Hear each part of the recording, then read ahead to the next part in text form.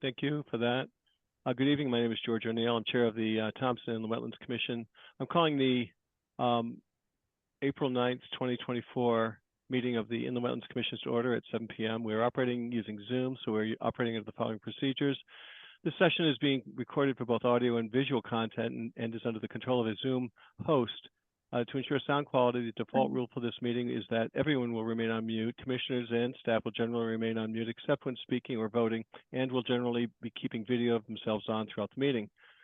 Applicants and members of the public should feel free to leave their video on or off. However, they will be asked to turn on the video when speaking. If video is not available to you, you will not be precluded from speaking at the appropriate time and may listen to the meeting. During this meeting, everyone is asked to state their name each and every time they speak. I'll exempt myself from that. Please use the raise your hand feature to let me and the hosts of this meeting know that you've raised your hand to speak. Members of the public may only speak during the portion of the agenda established for citizens' comments on agenda items. However, keep in mind there are two, one in the beginning of the meeting and one toward the end. For individuals representing applicants, permittees, and violators listed in the agenda and their representatives, if you are speaking at this meeting and have a document to submit to the commission, which was not distributed in advance of the meeting with the rest of the materials, please indicate that you wish to submit the document. You'll need to hold it up to the camera so that the commission and other members of the public may view it.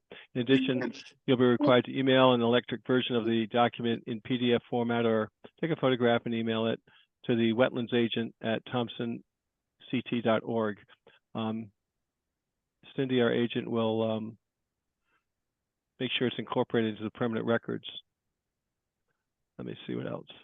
If a member of the public tries to communicate outside of the citizens' comments on agenda items portion of the meeting, or if any person creates an audio or video disruption, they may be manually ejected by the Zoom host from the meeting upon my request. So it's now time to call the roll. Commissioner Dustin? Not present. Commissioner Chapin? Present. Commissioner Morano? Present. Commissioner Obert? Present. Okay, and Commissioner O'Neill, chair, present, of course. Okay, so we have Mr. Chair, sorry to interrupt. Commissioner Dustin just came into the Zoom meeting. Oh, Commissioner Dustin. I am here. Okay, you made it. I finally linked. Thank you for that. Thank you for that, Amy. All right, so we have a full house. And looking at the agenda items, if you'll give me a moment here, it's minutes of the February 13th, 2024 meeting were circulated for review and comment. Commissioners, do you have any changes or modifications to the previously posted minutes?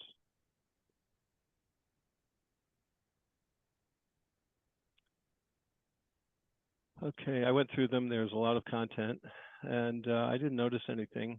I'm not the greatest proofreader, but Gloria is very thorough bringing this together also, so we don't run into too many challenges. All right, I hear no objections to the minutes, so the minutes will stand as read, as posted. Okay, the agenda item is action on previous meeting minutes, which were circulated. Minutes of March 14th, 2024, the special meeting. Any changes to that? All right. These documents for those citizens that are dialing in or haven't been in the wetlands meeting in the past, they have been posted and are available for download. In this case, we have 148 pages of documents, all in PDF.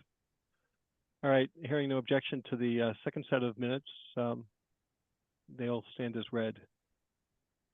At this point, I'd ask that if any citizens have any comments on the agenda items, that they raise their hand or seek recognition. Or keep in mind that this is not a Q&A. It's a question about items and comments about the items. I see Ms. Butts is raising her hand. So Chair recognizes Marla Butts. Hi. Your comments. I have comments on two of the applications. You have a new application, WAA 24008. That's at 1410 Thompson Road for grading work in the upland review area and 2 discharges to wetlands for the construction of 16 single-family homes, 4 duplexes, a community building, roads, and septic systems.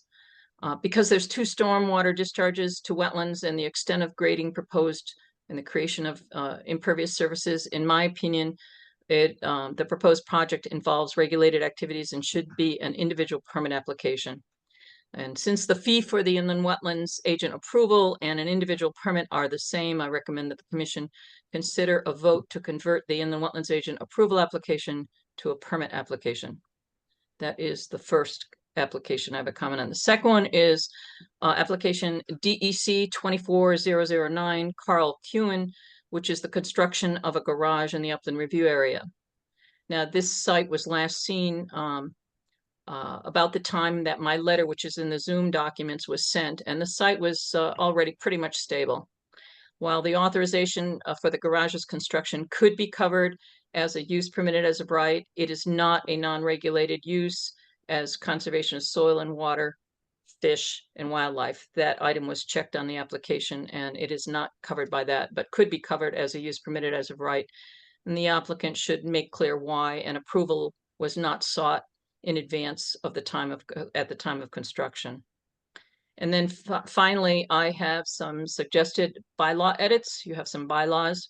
In Article 3, entitled Office of the Agency, consider changing the title to Office of Commission and add the following information at the end of the sentence, quote, including audio recordings of meetings, minutes, and other official documents will be filed and recorded in the office of the town clerk as required by the Freedom of Information Act. The destruction of records requires the advanced approval of the agency and will follow the requirements guidelines set forth by the Public Records Administrator for the state of Connecticut. Then in Article 4, entitled Staff and Their Duties, consider adding a paragraph 5 that states, neither the duly authorized agent nor the recording secretary nor any other town staff shall dispose of any agency records that may be authorized by the Public Records Administrator for the state of Connecticut without first my majority vote of the agency or the commission, excuse me, authorizing such disposal. And then in Article 10, entitled Order of Business, in paragraph 1, change the agenda outline structure to a standard format. That would be a descending order starting with capital letters A, B, C, with subheadings using Arabic numerals 1, 2, 3, and then the next subheadings in the lowercase a, B, C, and any further subdivisions, if necessary, would use Arabic numerals and lowercase letters in parentheses. And then finally, in Article 10, I suggest adding a new paragraph 3 to read, the chair may set a limit of time for citizens' comments. And that's all I have. Thank you. Do we have any other comments? Thank you, Marla. Lori, Chair recognizes Lori Ciccarelli?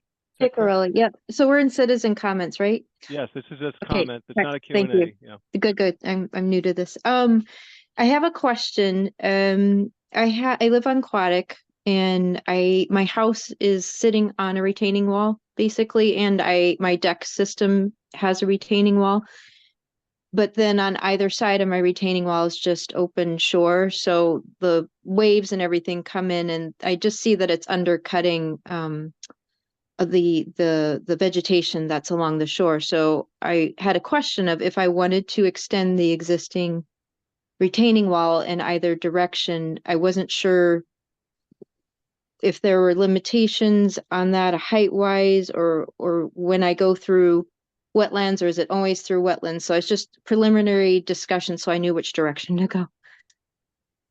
Well, thank you for your comments, Ms. Ciccarelli. I think in this case, we'll ask our inland wetlands agent at the appropriate time during this meeting to perhaps talk to that question if it comes up. Also, Okay. I might also recommend to any citizens when you have if you have a technical question, which I can certainly appreciate it, that simply call the office and ask Cindy, because he's our designated agent, and she can, this is in general, that she can address such questions, right? Because and I think we all heard your question, and so hopefully during this meeting there'll be opportunities to address it. And if not, then I'd ask that you to simply give us a call, and Cindy will be more than happy, I'm sure. I can see her smiling there, to answer. Okay, so Absolutely. Thank you. Stepped out of my box a little bit, but try to be helpful. All right. So let's moving on. Any other citizens' questions or comments? I don't see any. All right then. Well, thank you for the questions, citizens. We appreciate it, and where possible, we'll try to address those during our meeting. Old applications are none. I'm moving down through the agenda here. New applications, DEC 24007, Asteria Debt, Jason Heights, map 120, block 30, lot 8I. Addition of existing garage for use permitted as of right, stamped received on March 14th, 2024. Cindy, what's the status of this new application? You're on mute. Yeah, you're on mute. Yes, Cindy, I think you're on mute. We can see you speaking. You just have to unmute yourself. We'll get there. If you can find the unmute button. I got it. Okay, Okay. there we go. Thank you. Since this is my first meeting, and I thought the application would be coming up on Zoom there, on the. I can put them up. No worries. Let me just do that. All right. Let me just put it up to make it easier for everyone. So share screen, I'm assuming is right in that. There it is. And let me There just she find the right. is. I'll put it up here. Give me a Well, I sec. have the application in my hand, so. Well, don't worry. This should be easier. How's that? So she's proposing additions to existing Can we see it? 32 by 26 garage, which received wetlands approvals in 1996. Map on the, excuse me, I can't read that, and is in wetlands off. Oh, the map is in the wetlands office for the permit. And 16 by 28 addition on each side of the garage, shown on 224 as built A2 survey, 2 copies provided, wetlands map, 2 photos attached. So if you look at the photos, that's where she wants to put the extension on each side. I put the photo up. Can everyone see them? Right there. So she wants to put one here, one Sure. here.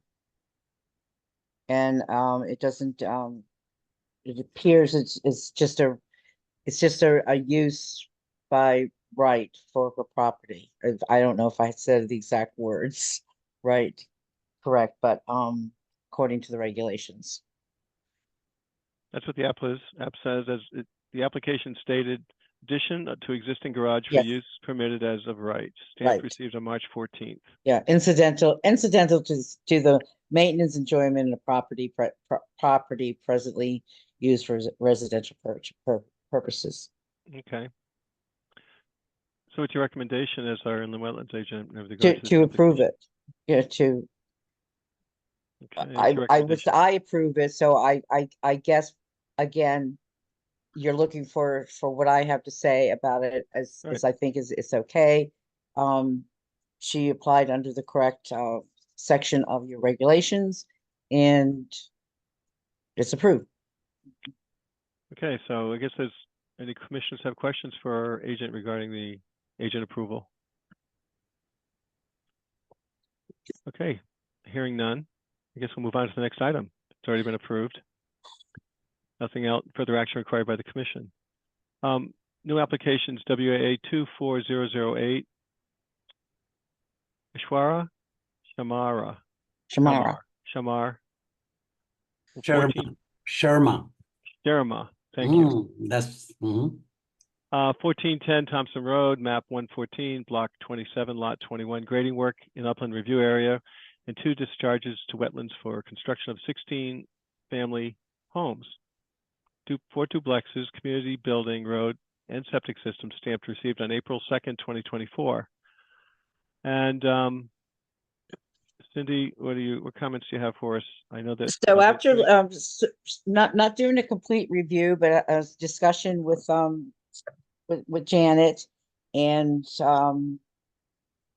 giving consideration of what Marla said in her citizens' comments. So I'll be recommending that this application be changed from wetlands agent approval to individual permit according to inland wetland water course regulations, section 6. There will be regulated activity in the upland review areas such as grading, tree removal, storm water removal, and 2 septic systems. This request follows the Inland Wetlands Watercourse Regulation, Section 2, definitions, BB, regulated activity, and Section 7, application requirements. And discussing with Janet, she does not have any problem for application for individual permit. Thank you, Cindy. I see that Ms. Janet Blanchett of J&D Engineering is available. Do you have any comments to make on behalf of your client? Yeah, yes, please. What Cindy said is accurate. We have absolutely no problem with changing from a wetland agent approval to an individual application. I've done that in the past. So I guess what I'd like to do with your permission is ask you to advance the Zoom documents to the set of plans, which I believe is page 87, because the stormwater calculations are very long. And Got it, I'd, right there. like to give you a description of the proposed project. Okay, So we're on thank you. 87. There you go. Just tell me what you need and I'll keep moving. Okay, thank you. Well, you can see right in the center of the page, the location map with the shaded in location of this property. It's right up along the Massachusetts state line. It's 46 acres in size, and he'd like to construct a multifamily condominium association, with the name being Thompson Shanti Village, and Shanti standing for peaceful, quiet, or serene. Basically, Dr. Sharma, who's on with us this evening, would like to build a retirement community for himself and his friends on his property. So if you wouldn't mind advancing to the next sheet, Mr. Chairman. There we go. So this basically is an overview of the project, of a vicinity map, and I think it's very important. It shows the rectangle right in the middle is the 46-acre property. What he wants to do is on the right, which is the east, split off his existing home. He's eligible for a free split. That would be 8 acres, and then the remaining development would be on the other 38 acres. And you can see the wetlands covered in blue, and see that the layout that was chosen for development is pretty much as far from the wetlands as we can get. It's wrapping around on the east and the south, so that it's actually a very efficient layout in terms of using LID techniques and minimizing road infrastructure. What's proposed along that cul-de-sac is 16 single-family homes, and then on the south, going to the left, is like a hammerhead driveway with 4 duplexes. The disturbance of the 30-acre lot is only about 11 acres, or 28% of the area. So, the great majority of the lot, over 27 acres, will be undisturbed, forested, no work in the wetlands. And there is, incidentally, with the application, no work proposed in the wetlands. It's just regulated activities in the upland review area. The soil scientist report was in your packet. Rick Zulik delineated the wetlands and described them as a scrub, shrub, forested wetlands with several values and functions, including groundwater recharge, flood flow alteration, nutrient removal. I've been to this site quite a bit. I can tell you the wetlands are in good shape. The upland is in good shape. It's a very beautiful property. Dr. Sharma has done a great job being a steward to the land. And it's important to him that it be developed in a manner that is respectful to the environment. So I guess with that being said, if you wouldn't mind going to the next sheet, Mr. Chairman. Okay, here we are. This is just kind of a clean survey sheet that shows the survey computations to split off the house on the east and the remaining land. So probably don't need to spend much time on this sheet if you'd like to go to the next one. Okay. This is our utility and layout sheet, and you can see it's basically showing just half of the property. The bulk of the wetlands in the undisturbed area is off the sheet to the left. So there's, if you just want to zoom in behind one of the proposed structures, that might be useful to the commission members. So the rectangle that you see behind each building with the little squares in it, each of those would be the individual septic system for the unit. Now the soils were very good here with good perk rates. So each 2-bedroom single family house only needs 1 trench 35 feet long for a leaching system. So each house has, just like a subdivision, each house would have its own septic system. And we do have NDDH approval for this project. I think the next sheet in the plan set will be probably the most informative to the commission members. Yeah, this sheet shows the wetlands. It shows proposed grading. And in yellow, you can see I highlighted the limit of disturbance all around the perimeter. And I think it's important that we go over grading and drainage, the way things work on the site, so the commission members and your agent can have an understanding of how things will operate. So the site generally slopes from right to left, and then the road, the driveway, the cul-de-sac that comes in slopes from like the bottom to the top. So most of the runoff is going to sheet flow to the west. There's no curbs proposed on the road, and there's minimal catch basins. There's just 3, and they're mostly at the bottom of the hill to make sure that we can capture as much runoff as possible and direct it to the stormwater basin, which is on the left side. You can see the rectangular or triangular stormwater basement in that basin in that stone wall area. So most of the runoff is dispersed and not concentrated. So it will be treated with infiltration and filtration. The basin's about 3/4 of the basin is in the upland review area, but it's like kind of hemmed in by stone walls, and that site was chosen deliberately because it makes a lot of good separation between discharge from the stormwater basin and the wetland downstream. And in fact, where the pipe comes through, it will actually run over about another 150 feet of upland, because that's what's perpendicular to the contours before it enters the wetland. So this stormwater basin design meets the requirements of the Connecticut 2023 Stormwater Quality Manual as far as being appropriately sized to, treat any kind of runoff that's coming from the roads on this project. The soil scientist in his report, Rick Zulik, his comment was, a stormwater basin has been incorporated into this plan to manage water generated by the additional impermeable surface created by this development. The discharge terminates to a modified ripple outlet within the existing stone wall and demonstrates adequate separation distance to the existing wetland below. So that kind of confirmed what I said, but that another voice saying that, making that statement to you. If you wouldn't mind panning the sheet to the top, Mr. Chairman, we can look at the drainage from the hammerhead. The top, is that it here?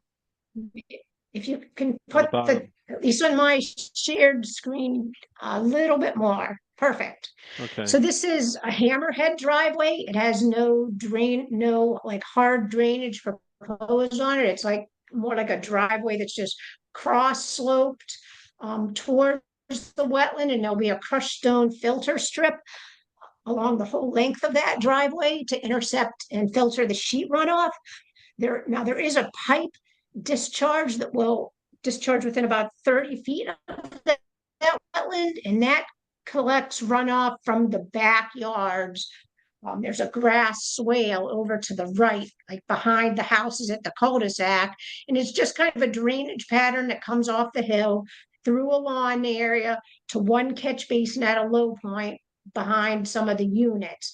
And so that's the nature of the flow through that pipe is like is lawn flow. There's no except for roofs, there's no driveways or roads that would run into that one.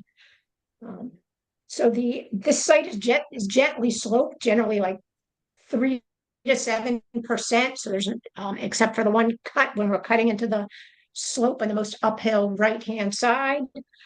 So the proposed erosion control devices will mostly be on the perimeter of the downslope. And as long as, good practices are met during construction, as far as making sure the silt fence is properly buried, the wattles are staked in, and there's just, routine monitoring after rainstorms to make sure that there's no siltation. It's not really, a very challenging site to manage erosion during construction because of the pretty well-drained soils and the gradual slope of the land. Also, I should mention the project will be constructed in phases. It'll be like 8 units, then another 8 units, then the last 4 off the hammerhead. So the whole site isn't going to be stripped and cleared. He wants a livable community. Hopefully people can start moving in. And so we have to, keep things neat and turf established and completed before moving on to another section so that it will remain, attractive and functioning. There, again, I said there's no work proposed within the wetlands. It's just in the upland review area. And Rick Zulik commented that it's his opinion that the engineering efforts combined with appropriate sedimentation barriers will adequately protect the existing wetlands both throughout and beyond construction. We understand this is an individual permit. You're just accepting it and looking at it this evening. And this will give Cindy a lot more time to review the plan. So we're hoping to come back and, of course, after answering any questions you might have this evening, then we're hoping to come back and hopefully have action and an approval on the project at your May meeting. And then he would move forward to a special permit with the Planning and Zoning Commission. So, Okay. Well, thank you. Thank you for your patience for that dry engineering report. They're always fascinating. Thank you. Riveting details here, which certainly are hard to interpret for us mere ordinary folks. Commissioners, any questions for Janet Blanchett of J&D Engineering, Civil Engineering, or Dr. Kamra? I have a question. Go ahead, Commissioner Moreno, the chair recognizes. Yeah, there was a sketch that was sent, and I'm not sure when, which made it look like one of the houses was within the upland review area, the one closest to the road. And I'm not finding it again. I don't know if this sketch has been redrawn, but it says on the top, sketch not to scale, and it was dated 12/18/22. Yeah, I can answer that question. We J&D did a preliminary layout for Dr. Sharma before the wetlands were delineated. Just for him to, as a first step in his feasibility analysis. And then at that point, we hired Rick Zulik. He went out and flagged the wetlands. We moved everything accordingly to where the flagged wetlands were. There's no longer a home site within a wetland review area. Correct. Thank you. Okay, thank you. Thank you, Commissioner Moreno. Commissioner Obert, you have a I would make a comment. I also saw that drawing and didn't realize how much detail was following it. And certainly this is an interesting looking project. Yeah. I wish that there was more of an infusion into the character of Thompson, but they're not bothering wetlands that I can see. It looks like a really interesting way to get some tax dollars in Thompson. Good. Thank you, Commissioner Albert. Commissioner Dustin, I see you've got your hand raised. Yes, it's a very impressive plan. Clearly, due diligence has been exercised. I just had a question about the impact on the landscape caused by the installation of the stormwater basin. I understand that from an engineering point of view, this appears to pass all the tests, but I was concerned about vegetation that might otherwise play a role in groundwater recharge and whether that would be, or how that might be affected. Yeah, Janet, would you like to address that? For a project of this size, there would have to be some kind of physical stormwater detention, whether it be underground or on the surface. Typically, most projects like this would have it be above ground. It's usually commercial projects that they put stormwater detention under the parking lot. I mean, I'm sure Dr. Sharma wants to have some good landscaping on this project. So, I mean, one thing we could incorporate into the stormwater basin is some native plantings that would be, suitable to having wet feet and dry feet, and not have it just, be a grass area on the bottom. Thank you. It's helpful.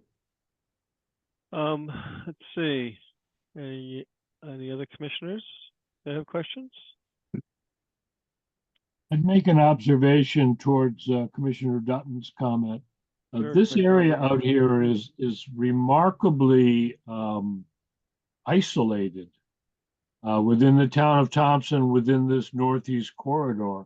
And it's innovative the way that they're coming into it through Webster, but I could not read all of the topo lines, but it's really not a lot of runoff that way. And as Janet said, they need something. Janet Blanchett, you made a comment as you were going through your original presentation about an infiltrator system. Did I hear that right? I know that I said that the stormwater drainage system would be, we were promoting infiltration. The term infiltrator is a proprietary leaching structure for septic systems.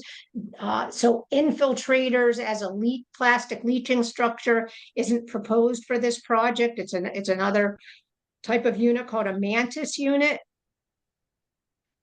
I'm aware of these units. They're like a beehive shape, the European medieval beehive shape, but they're tunnels. They put them along the edge of parking lots and whatnot to collect the water and let it soak down in slowly. I've seen them, but this looks like an extra step towards mitigating stormwater that will have to happen as this property is developed. Right. And it's basically a large footprint with shallow on pretty well drained soils with that will have a lot of surface area to promote infiltration. So in a typical rainstorm, you cannot expect any direct discharge from the pipe. That's more for large storm events. Okay. Thank you, Janet. Commissioner Morano, are you posing another question, or is that I gotta take that down, sorry. Oh, no worries. I just want to make sure we weren't missing. Well, it's certainly something for consideration. I know that I'm sure that our in the wetlands agent will be thoroughly reviewing this going forward, as this is just being submitted as an application. There was a question regarding okay, so are there any other questions regarding this for J&D or Dr. Sharma? Can I just make a comment, Chairman? Go ahead. Yes, Cindy. So yes, that's what I will be doing, is I will be reviewing the whole application according to making sure they comply with your Section 7 application requirements. and it's 11 pages. So it's going to be, you know, a careful review, and I will do that job. Thank you very much. Hey, before we progress to the next application, I want to revisit DEC 24007. There was a question regarding whether a vote was needed or not. Cindy, as our agent, are you aware that a vote needs to be issued for a in the wetlands agent, or? I'm going to be very honest with you. When I do P and Z, everything is a vote. So I don't know what your process is. I certainly didn't go and review the rap. So what has been your history? Have you approved them when so I'm a little ignorant on Yeah. what your system is. It's a little counterintuitive. Your system is our system because you're our agent now, so embrace it. Okay. And So- also, you know, then let's I guess for the sake of good order and to prevent any questions of in the future, I would ask the commissioners, does anyone object to the application DEC 24007? No Okay. objection. No objections, so therefore we have a unanimous approval. So let's move on to that agent approval. I don't recall us having an issue, but you know, there weren't an awful lot of them. We didn't see them. Hey, George, it's Commissioner Commissioner Chapin. Do we need to do anything with this one as far as getting it over to individual permits? Which the I Or think is that being cared for by the wetlands agent and J&D and the client, her clients? my understanding was that in their introduction, they said that it would be reframed as a separate application. Did I understand that correctly, Cindy? It's a individual permit application. So We're just Thank you. renaming the application. So all the paperwork would basically be the same, but I do believe that there's an application form for individual applications, and again, There is, it essentially is the same as the wetland Okay. agent okay, application. all right, Just the title across the top, the same information is submitted, but okay, Right. all right, how, okay. go ahead. Go ahead. So I see a note here, and I see Commissioner Obert raising his hand, but there was a pose from Commissioner Morano regarding a site walk. Does any of the site commissioners, especially with the beautiful weather, have a desire to site walk this site? I So would that was- like to. I've got 1, 2. Is that you, Commissioner Obert? Yeah, I'm not opposed to the sidewalk, but according to what I'm seeing on this drawing, there's really not much that we have any authority over, but I'm intrigued by the project, and I'm not opposed to doing a sidewalk just for informational purposes. Well, I guess we could have our agent canvass the commissioners and perhaps coordinate for those commissioners interested in a site walk, and we'll coordinate that with, of course, the owner and their engineer.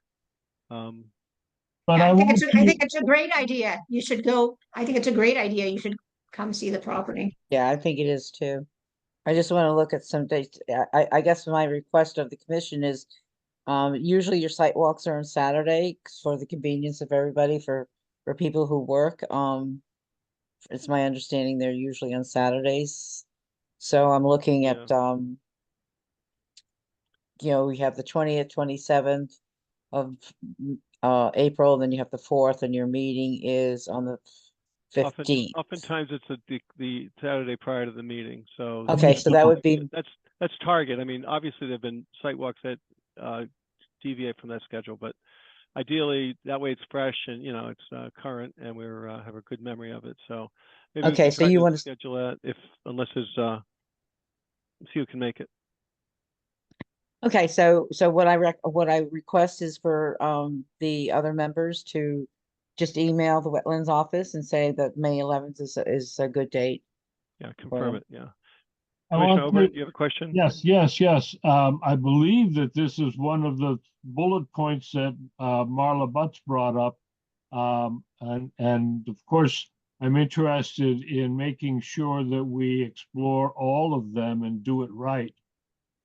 Do we, this is then being redesignated to become a regular application form, but we really don't have much of a say over any of the sites, except for the one that's closest to the wetlands. Am I correct? There's a lot of activity in the upland review area, I think is the issue there. Yeah, And and that's what I had said, that they are going to be doing, let me go back to the paper here.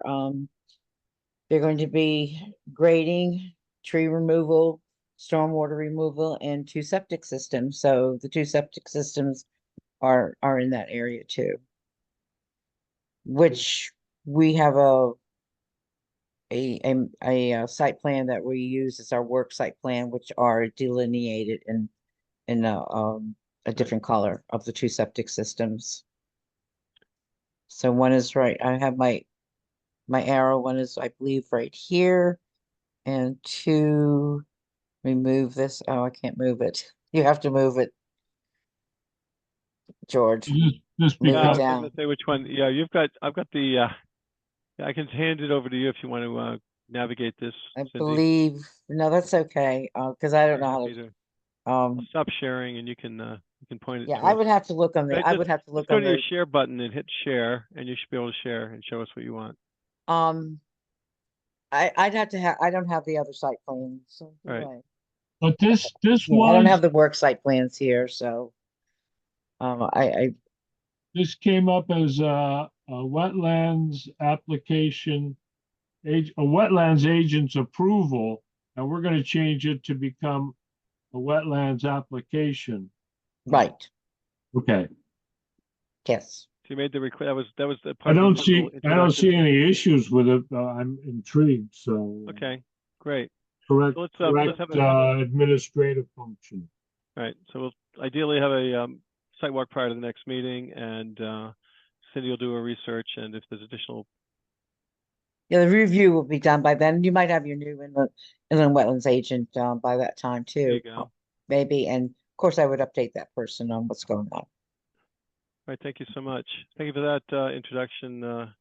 Blanchett and Dr. Sharma. Hang on. Mr. Chair, this is Yes, Amy. yes. I just want to make sure Commissioner Morano has her hand raised. Yeah, I don't think I saw I that thought we before. addressed that, but Okay, Fran, just are wanted to you- make sure. It's is that a down. stuck button there, or are we set? Mm. Okay, yeah. I noted her. I thought you addressed it earlier, but you have a good point. No sense in leaving. Let me try to make my screen the right size.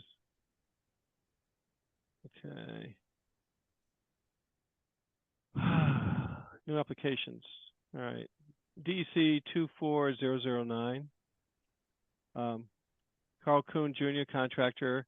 Chris Burnett, property map 79, block 62, lot 47. Installation of a 28 by 48 garage for use permitted as of right. Stamped received April 3rd, 2024. All right, so here's the application. So do you have any comments about this application? Well, yes, so the property owner, Mr. Chris Burnett, was recovering for several months from a severe medical issue, and the contractor had no authorization to receive any approval without property owner's consent.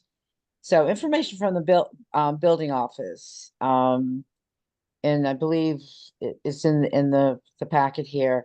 Map Geo reference 23 LaPierre Road, 100-foot URA from wetlands. Is the map previous inland wetlands agent Marla Butts created on October 12th, 22 for the applicant on a 50+ acre parcel originally. The little black, want to go to the Map Geo map that is in the application? Yeah. So there's a little dark spot right here. Do you see where my, Middle? I can't see anything on your screen unless I hand you over the controls. okay, all right, Cindy. so if you want to hand me over the controls. All right, I'll do that. Let me stop sharing. Okay, now you go to the share screen button, hit share screen, then select the monitor where your exhibit is and hit select it, then hit share, and it will share it. So, yeah, I don't, is You it the push a button? whiteboard? No, just find it. Find the exhibit. It can be a little disorienting at first. I can appreciate that. Yeah, All right, yeah, let we're me gonna try have to to go help you back. out then. I'll go back and try to do it. Yeah, then we'll go back. Let me make sure I'm on screen 2. Not just, I didn't get the class, but I figured it out. All right, so Okay. here's the center of their outline. What area do you Right. want me to You go see to? that little black dot, the little white dot in there? It's a round dot. That right there? Yeah, right there. Okay, That's where the wetlands was. That's where the wetlands was designated by the previous agent. right. Okay, so that's the wetlands pocket. And that pocket was not identified on any of the building office's mapping as wetlands.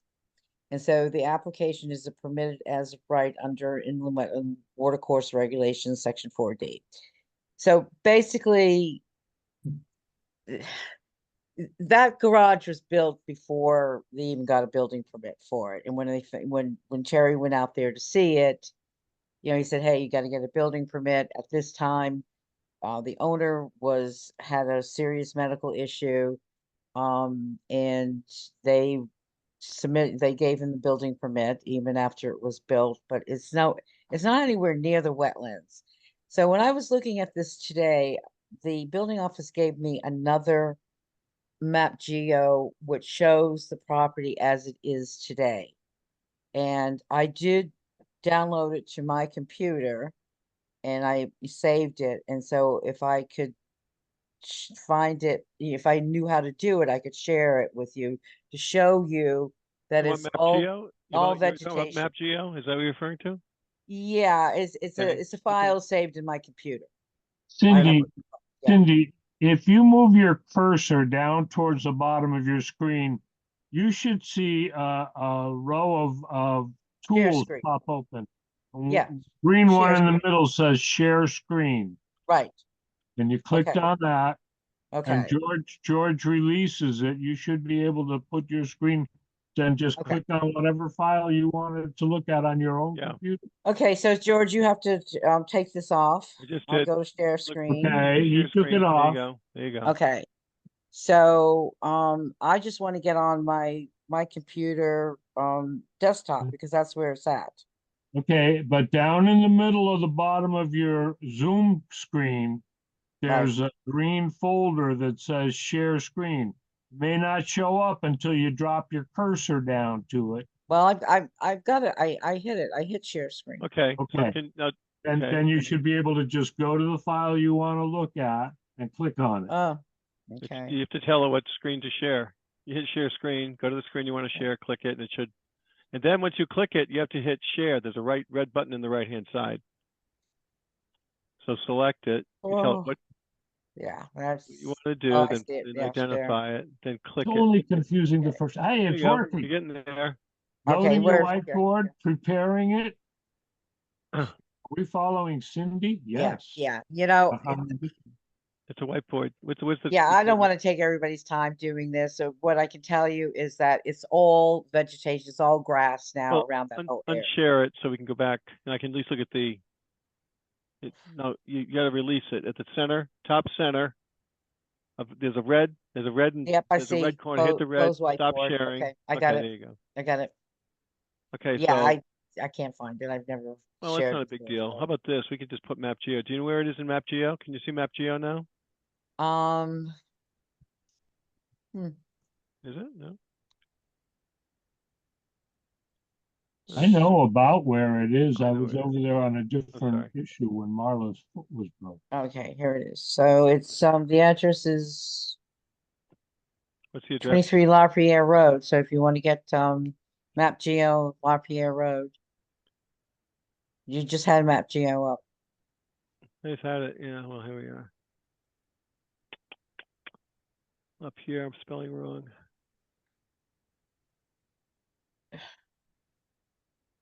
Where am I? Am I off it? Pompeo, La Pierre Road. There it is. Yeah, 23. I don't see it. Well, wait a minute. 45, 46, 49. Hold on, we'll get there. 47. It's the other end. Well, that's why I want to get these things all nailed down before we get in here. 20. I've got Pompeo, not La Pierre. Is there more than one La Pierre Road? There's 1545. These are lot numbers. Just looking for 23 La Pierre Road on Map Geo. George, Oh, we're not seeing your screen share. Oh, We're you're not? seeing Okay, you know windows. what? No. I'm going to abandon this. That's not working. What do we have here? Stop share. Let's try this again. Well, let's go back to the slide deck. I think we'll have to live with that. Screen Okay. 2. How's that? This is what we have. Is Okay. this the original Yeah, that's it right there. location? All right. So, Where were we? go to the map geo, no, go to the map geos that are in there. This is pretty black. That's my concern here. We wanted to, ideally, black and white's tough on this. See. Yeah, it is. I have the colored picture right here, but. So the bottom line of it is it's all vegetation around that area. If you want to wait till next month, so you have more accurate pictures, better pictures of what it looks like now, but it's not really in the wetlands area. Commissioner Obert? Yes, if I also heard in this report, number one, it's not actually in the wetlands Right. area, and number two, it's a done deal. Yes, it is a done me. deal. Yeah. Now, I Yeah. didn't mean that as a pun on your name. It's a No. done deal. Oh boy, this is gonna be great. That's funny. Oh, well, okay, but it is. I mean, it was a done deal so- before I got into that office, so. So it got, did it even need inland wetlands agent approval? I don't think so. No, The P and Z approval. well, it just needed a zoning sign off from the zoning office for the Yeah, setback. because there's no activity in our 100-foot review area. Right, right. Okay, so if this is outside of the area and it doesn't appear to be any material impact on in the wetlands and it's already constructed, is there any reason that we need to discuss this further? And if Is that not, LaPorte Road? What did you say, Charlie? It's at Linehouse Road or LaPorte Road? Lapierre Lapierre. Road, Where the heck is that? I thought I knew. Lapiere. Well, so with this information and the site here, if this is properly demarcated wetlands, this is outside of the inland wetlands. Is that a correct statement, Cindy? This is the site you're yes. referring to. But Marla just put in the chat, so look at her inland wetlands letter. Well, look, the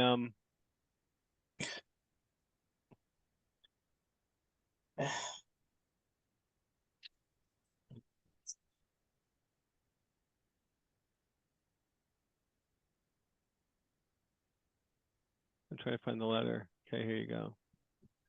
Reviewed the building permit, blah blah blah. Okay, here's the letter of from the inland wetlands agent on May 23rd, 2023 to Chris Burnett. We talk about detached garage built without wetlands approval, whole place on building permit application. So what is it or is it not in the wetland? That's the issue here, right? So Well, in May of 23, and if Dan didn't do anything about it since May of 23, which there's nothing here in the records that he pursued it any further.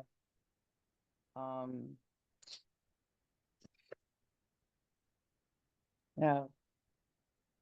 So if you want this to continue, sure, according to the letter, but it's all vegetation out there now around the garage. I just wish I could show you that picture, but It's Well, Commissioner Chapin. I would Ed. say that we should stick by what was advised, that not to sign off on this until those the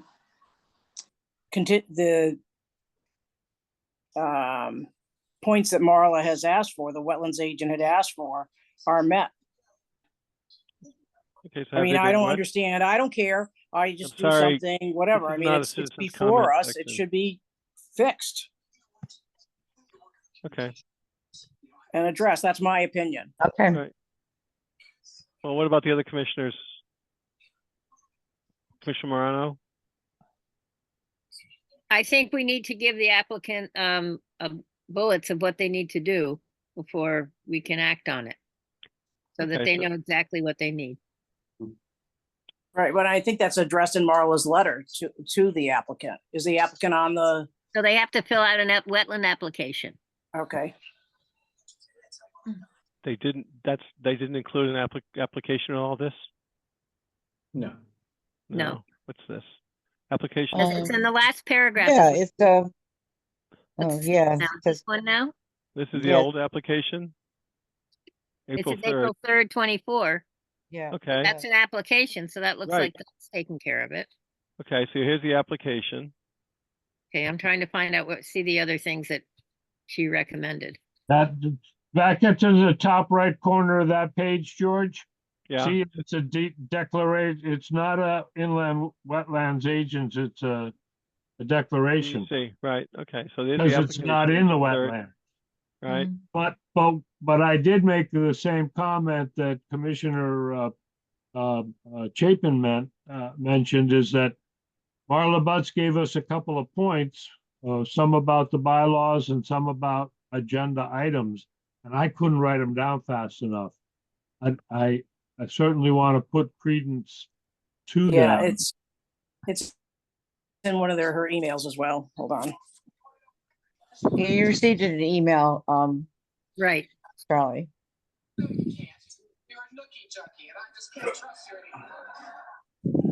their argument is that it's not regulated activity in this Right. application they just completed. But So they Cindy, completed, as our they agent- completed it without submitting an application. Okay, so wait Yeah. a minute, isn't this not an application? Application is permitted. Right. This is April 3rd, 2024. But the application was submitted after the fact, is my understanding. Right, Uh, exactly. So you have to fact application. Right, and that's what Marla was requesting, and I'm Right. trying That's to where look she and see has what it. her other concerns were. Okay, let's take a look. They're right here, and you've got the rest of it. So we go locus map. There Location really garage, wasn't, You have that you already looked at that locus map. Now you've received one. That was we were looking at a moment ago. Talk about the garage. Site plan, existing Right. grade, by delineated wetlands and property boundaries. so Right. basically, what in the citizens' comment, what was asked was that the applicant should make clear why an approval was not sought in advance of the construction. One, the contractor did not get any approvals. He just built it. And the second answer to that, the second part of that is that the property owner for a year and a half was recovering from a very serious illness Right. while this was going on. So that's the answer. That's a response. Yeah, we understand that. Okay, Yeah. so contractor did what he wanted. The owner was Was laid up, late. Yeah, it was Right. had subdued. serious. Okay, So seriously out of it. Cindy, would it be possible now, to give him the time to address the other concerns in that paragraph? I understand he wasn't well, and I certainly have empathy for that. But as long as we can check off all of those concerns, then it should be. Okay. Okay, I'll bring that back to them, definitely, yes. Approval for we've got the application, so you have that. You have the site, this locus map, we have that. You need the agent approval for the garage and associated earthwork. Scale site plan showing the existing grades. Do we have grades on this map, which is here? Here's some grades. No, this does not have grades on it. Okay, let me just put this Locus whole map does together, not. back together before I lose everything. I'm having difficulty placing this and trying 23 La Pierre. It's off Pompeo Road. Stuff Yeah, of Pompeo, Put that in will the Geo search engine and it's coming back. The I result- I looked it up on Waze, and it's off Pompeo Road. it's in Pompeo Road, and also there's an entrance into that property. It used to be Ron DeRoche's property. Hane from Riverside Pizza bought the property, and he split that particular lot that was Ron DeRoche's Okay. old house. So in order to advance this, I understand the consensus is that we'd like to have the agent review it further, obtain the missing information, and Okay. have it submitted for next meeting. Okay. Is that correct? Do we have an objection to that? It sounds logical. Okay, okay, well, for the commissioners without objection, if there's no objections to that, clearly we have a disjointed application, at least for all the commissioners. So if we can't understand it, I'm not sure we could approve it. And it's better not to act. And also, as someone was pointed out, it's already done. So after the fact, we don't have the George, explanations. Yeah. it's Commissioner Chapin. I had asked Marla and she said he can't get a building permit to authorize the construction of this building and get clear title without some kind of approval from the commission. And she, as long as it's as a use permitted as of right, it's okay. It's okay at this point to approve. So I'm gonna go back and get that officially, but that's the update. Yeah, any of the other items that she specified in that paragraph? I believe she's satisfied with having it approved at this point. Oh. All right. Well, Cindy is our I mean, agent. I'm fine with Cindy going Yeah. back and double checking. I mean, I don't have a problem. I'd rather be safe than sorry on it. But that's okay. At this point, in as much as we have a lot of conflicting information, I'd ask our inland wetlands agent, Cindy Dunn, to clarify it in the next meeting, be prepared to enumerate in detail where it is, what it is, and what's been approved and what hasn't been approved, what we need to do to go forward. Because at this point, we have no certainty around any of those points. All right. And rather than approve something that we aren't 100% certain of, then we'll defer. Yeah. So we agree. do have that information. Okay. So we're going to table that for the moment. All right. Until you resolve it. Let's move on to the next application, which is DEC 2001. Correction. Looks like we've got, did I skip over one here? DEC. Is that item E? Something seems to be missing. Joe and Lucy Gattani? Yeah, my application, my notes seem to be different. You've got DEC 24010 and mine says 20010. Is that a correction, Cindy? Cindy? I'm looking for the agenda. I misplaced it. I don't know what, Maybe this is on the earlier agenda or maybe the corrected one, but I show one as DEC 20010, Joe and Lucy Gattani. And this one shows, your slide deck shows DEC 24010. Am I the only one that has John and Lucy Gattoni? Yes. Yeah, right. Which But one? the application number, what is it correct? 24010 or is it DEC 20010? No, it's not. It was the application was typed in there wrong on the agenda. It's 2010.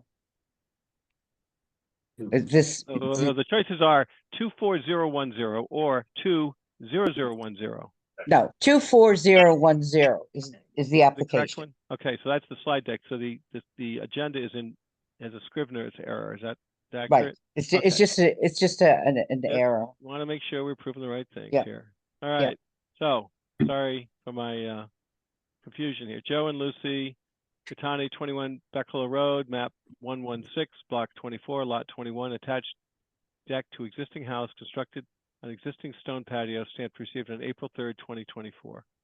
Okay. So once again, it's under that uses permitted is right. Number E, uses incidental to the maintenance and enjoyment of property presently used for residential, etc. That patio is already there. They're just building up on it. They're not going anywhere near the ground, anywhere near the water. So I felt going vertical, right? right, vertical, yes, up. And Anything that's else where about this? What's your recommendation? my recommendation is to approve it. Okay, we've got the situs map. We've got the site with the grades on it. Looks like we've got the inland wetlands. So is any of this activity in the inland wetlands or inland wetlands review? Which part of it? No, well, where's the water is way over here. No. All right, commissioners, any questions for our inland wetlands agent regarding this application? Sir, I'm not sure if you guys can hear me or not, but I'm the contractor on this job. I'm here on the call. Okay, and you are, I'm sorry, sir, Jared would you address your name and your company, please? Yeah, Jared Swaby of Woodval Building. Okay, Jared, the chair recognizes Mr. Jared Swaby of Woodcall Building. What do you have to Thank say you. about this? Yeah, so my customers, they have a house right on the corner lot there on 21 Becola Road.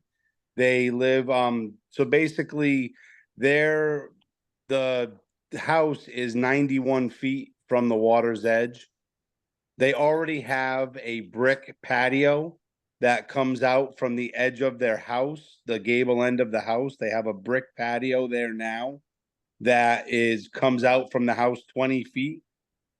And all they want to do is they want to do a second story, they want to come out 8 feet from their house with a deck on that gable end over the top of the patio. Okay.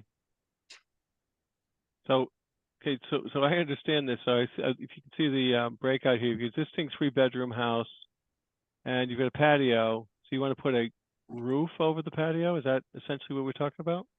No, sir. It's just a deck. I mean, yeah, you could call it a Another roof, deck. but it's Okay, going to another be a deck. deck with a rail system and everything. All right. So you have another deck on top of it, but not completely over 100% of the underlying. Right. existing patio. It's only going to come out 8 feet from the house. Okay. All right. So, commissioners, any questions on this to the contractor or about the site?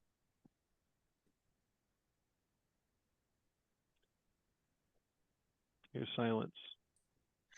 The highlighted in yellow area, this is Yeah. Charlie Obert, the Yes. area highlighted in yellow is the proposed. Yeah, it's going up vertical, as George said. Yeah, It's going yeah, and we don't see that in this drawing. Yeah. Bicola Road makes that hard turn and hugs along the shore. So this is further away from the shore. Where are the wetlands in relationship to this? Is this 100 foot?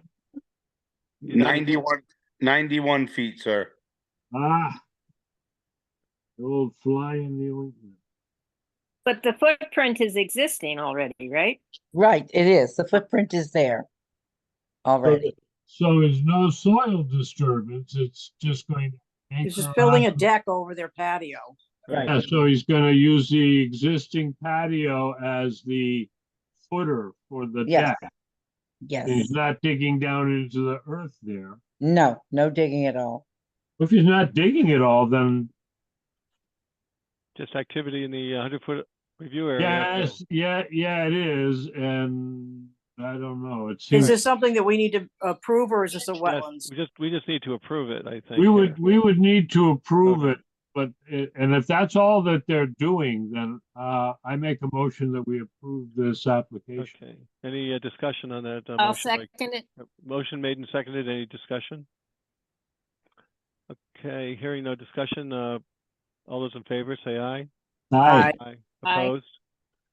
Hearing no opposition, that application is approved. Congratulations to your client to proceed. Thank you very much. No worries. All right, moving on to the next item. Let me just scroll down a bit here. Nothing received. No. I take it. Let me just make this small so I can read it better. Okay, permit extensions, changes, transfer of WA 24006 Dave Citron, 0 Green Island, map 143, block 16, lot 53, single family home and septic within upland review area, aquatic reservoir to SEP Seji. We had quite a bit of discussion on this in the past. What additional information do we have on this, Cindy? So when I walked into it, from what I understood, all we needed was signatures from the current permittee. I was giving the from the current permittee of the wetlands approval, whatever this is up here. Transfer. To It's a the transfer. to the new owner. Right. Yes, and we have a new owner at this point, Right. so that property has closed. Right. So it's Yeah, done. now we The can request is approve it. completed. Correct, can be approved. Right, Yeah. right. I make a motion that we approve the transfer of permit. Do we have any second? I second. So motion made and second to approve the application, which is WA 24006 for Dave Citron. Any discussion? I know we've had quite a bit of discussion on this prior meeting, so hearing no discussion, we'll move for a vote. All those in favor say aye. Aye. Aye. All those opposed? Hearing no opposition, the permit extension transfer is approved. All Thank right. you. You're Thank you. welcome. Moving on to the next items. Okay, let me just scroll through this one. Violations of pending enforcement. Notice of permit violation VIOL 21036, permit IWA 20022, Mark Bear, 1227 Thompson Road, Assessors Map 116, Block 24, Lot 10. Grades not as authorized and modified plan approved by the Commission on February 9th, 2021. That's quite a while ago. Cindy, where does this stand? I have not even adjusted since I've been there. And you haven't heard from Mr. Bear? No, no. And where are we going The last status on that was a note is on the land record so that they can't sell the property or occupy it without meeting the requirements Right. that you just read. Okay. So if Okay. I don't get to it for the rest of the time I'm there, then this again will be turned over to the new His inland wetlands successor? agent. Yeah. Yes, and Dan has really put all this information together in a good packet for someone to follow through on it. There just was no time to follow through on this particular violation or the next violation. All right, so we noted, unless there's questions of Cindy on this application, this violation. Hearing none. All right, moving on to the next violation.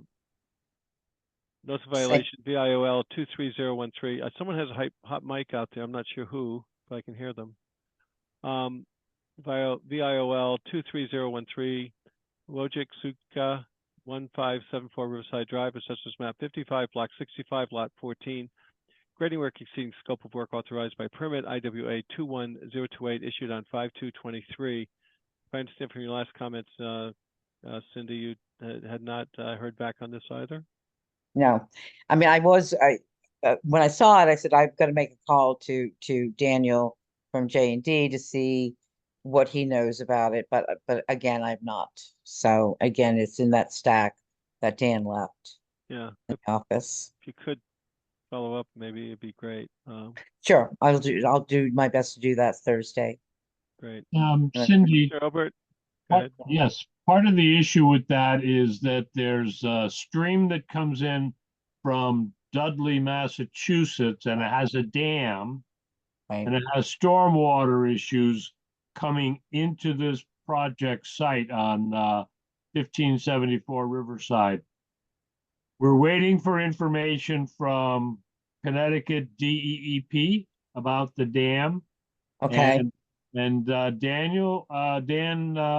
did put in touch with whoever he met in relationship to the French River Dam behind by the River Mill. Yeah. I'm familiar with the property because I went out there with the past agent Yes. about a year ago. So I am familiar with the property and familiar with what concerns that might have been for the inland wetlands at that time. So I do know that much. I haven't looked at the property exactly in a while, but I understood that the issues that created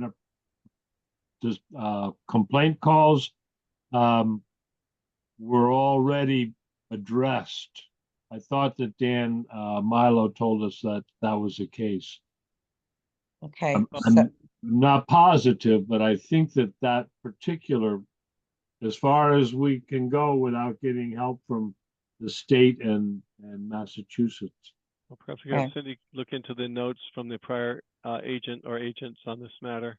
I know that most of us walked this site and prior to the excavation, and there were a number of questions and concerns. All right, but no further updates, so we'll leave it at that. All right.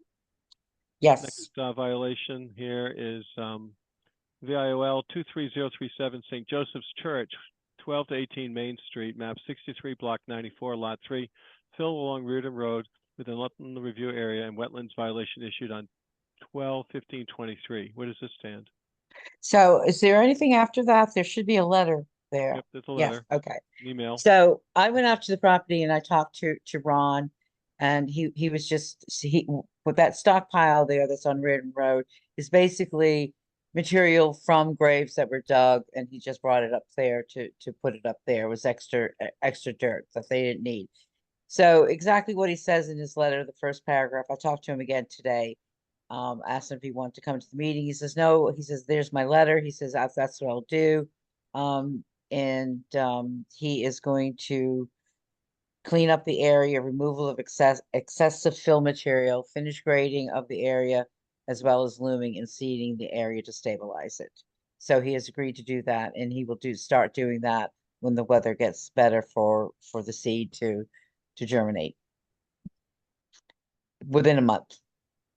All right, that's the status. Commissioners, any questions for Cindy regarding this violation that reaches back 6 months into 2023? I'm glad to see this letter, and I think we'll just keep an eye on it, another month or two to see that it's done before we pull it off of the watch list. Oh, yes, Mike, I'm sorry, Cindy, do you have more comments? Yes, so one of the things that Ron said to me, he said, I didn't know about this till recently. So what, I went out there maybe the first week that maybe 3 weeks ago.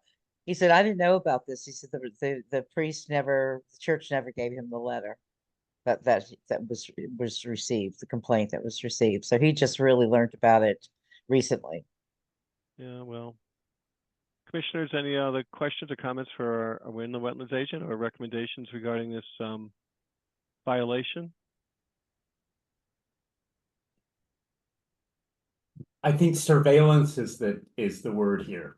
Okay. Surveillance.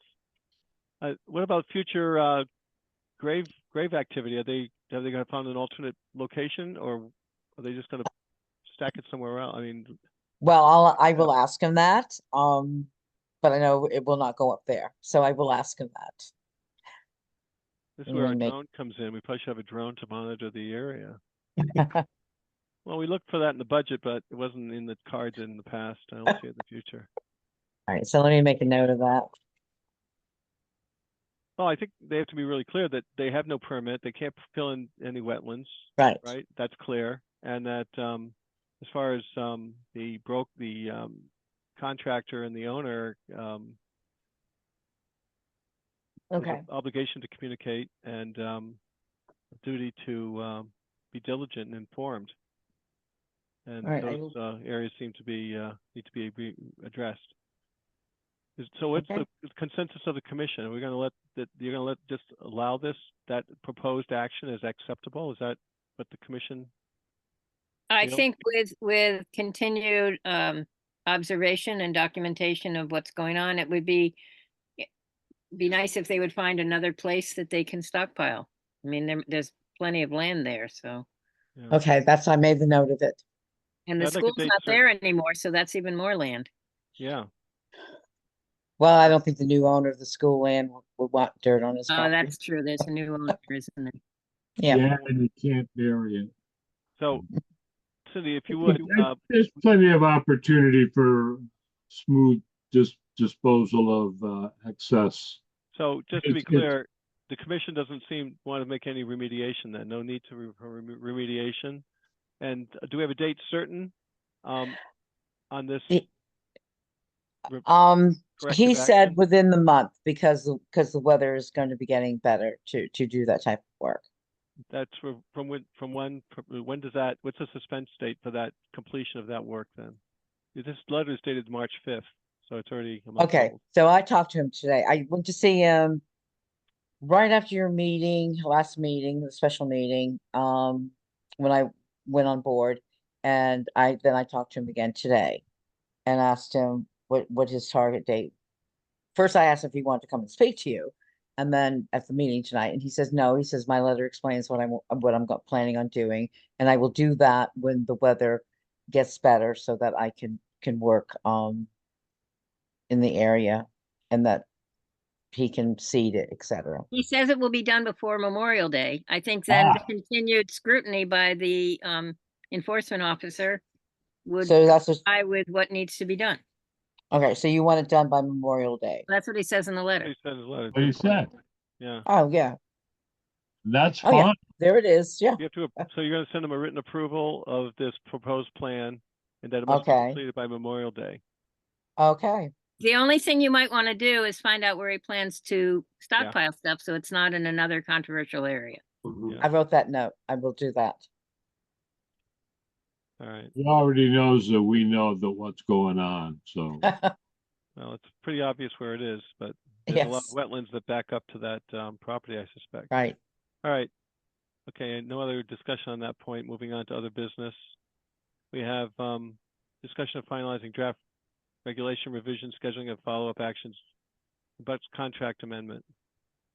So Cindy, what do we have here? I have nothing to do with this. I think that's why Marla is on there because she's the one that is doing the review and writing. She's contracted out to do that, so I would imagine that she can speak on it. Well, Wouldn't you? Commissioner Obert. Mr. Chair, one yeah, moment. Commissioner I Obert. thought we were keeping all this in executive session until we had the rough edges pretty well hammered off and ready to turn it over to the town meeting. So But- George, I think George, we've if I already may done that. speak, Okay, Commissioner Obert, thanks for that question. I'll ask that, I see that Marla Butts is in the meeting. Ms. Butts, would you address Commissioner Obert's question? yeah. So there were only these 4 or 5 items that were left that needed the commission's decision. Time is running short. My contract ends at the end of the fiscal year. So in an effort to try to get a special meeting in person for this week, it just wasn't going to work. Or last week, last week. And so these 4 items are here just for you to make a decision on these items. And then an approval by you for the rest of the regs, unless you have some questions that you want to have a special meeting on subsequent to this one.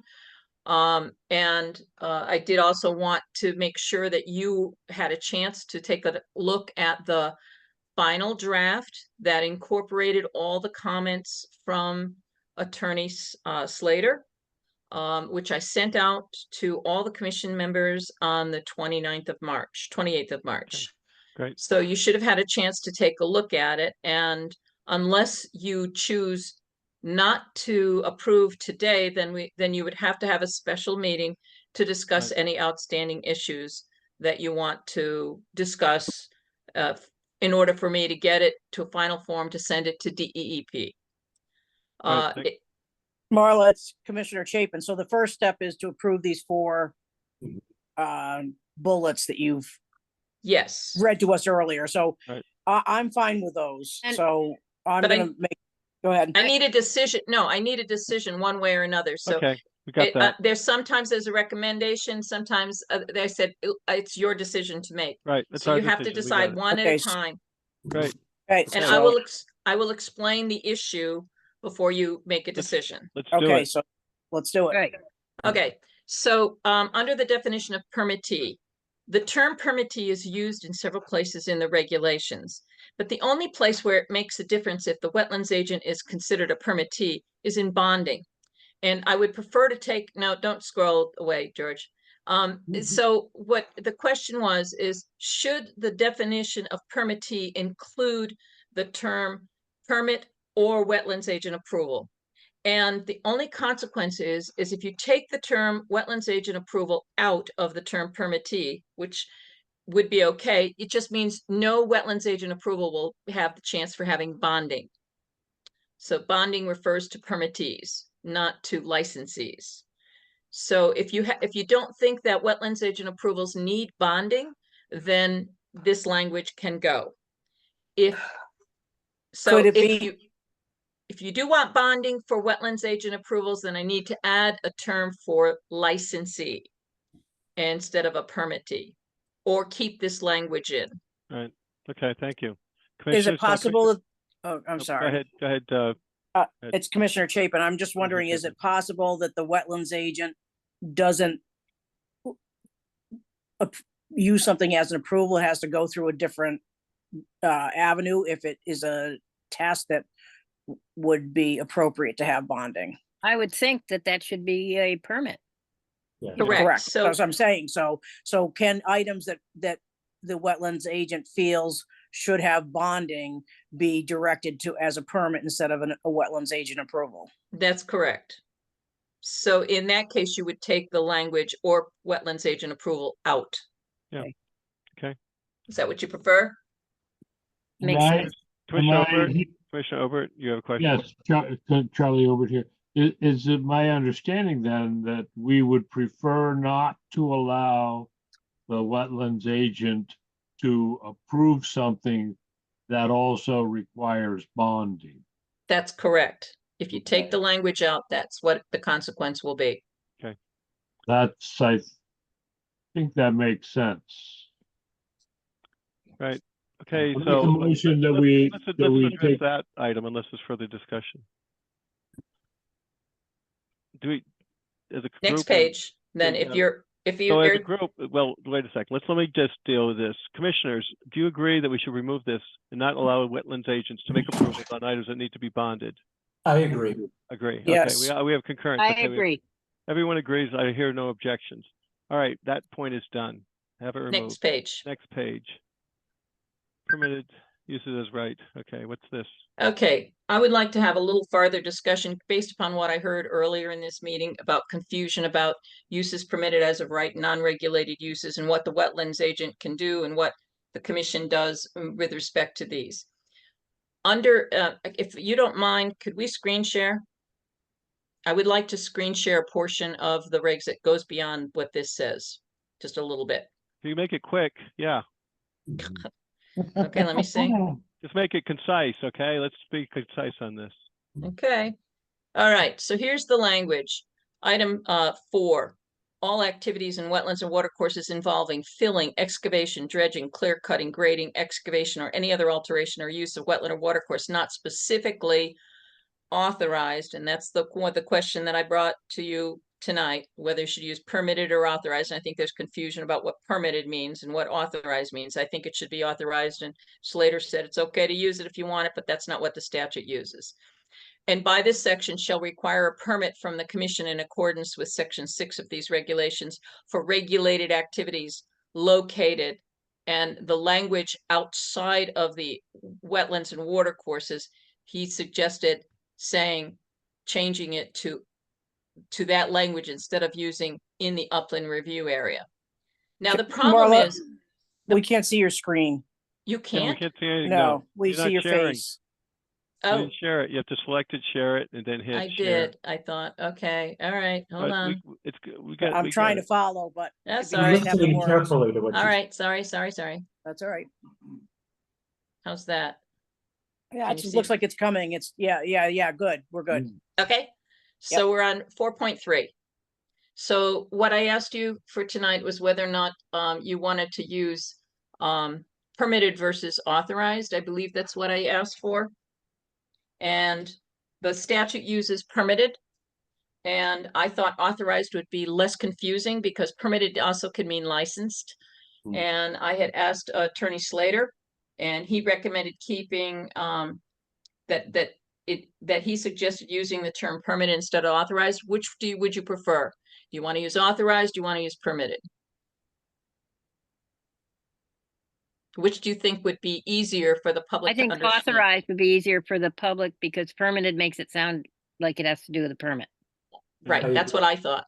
Right. Yeah, I can agree with that. I think that we should adopt the term authorized. Right. Okay. Any objection to authorized? Okay, hearing none. Moving Okay. on. All right, so then the next issue is the question that he raised was the language.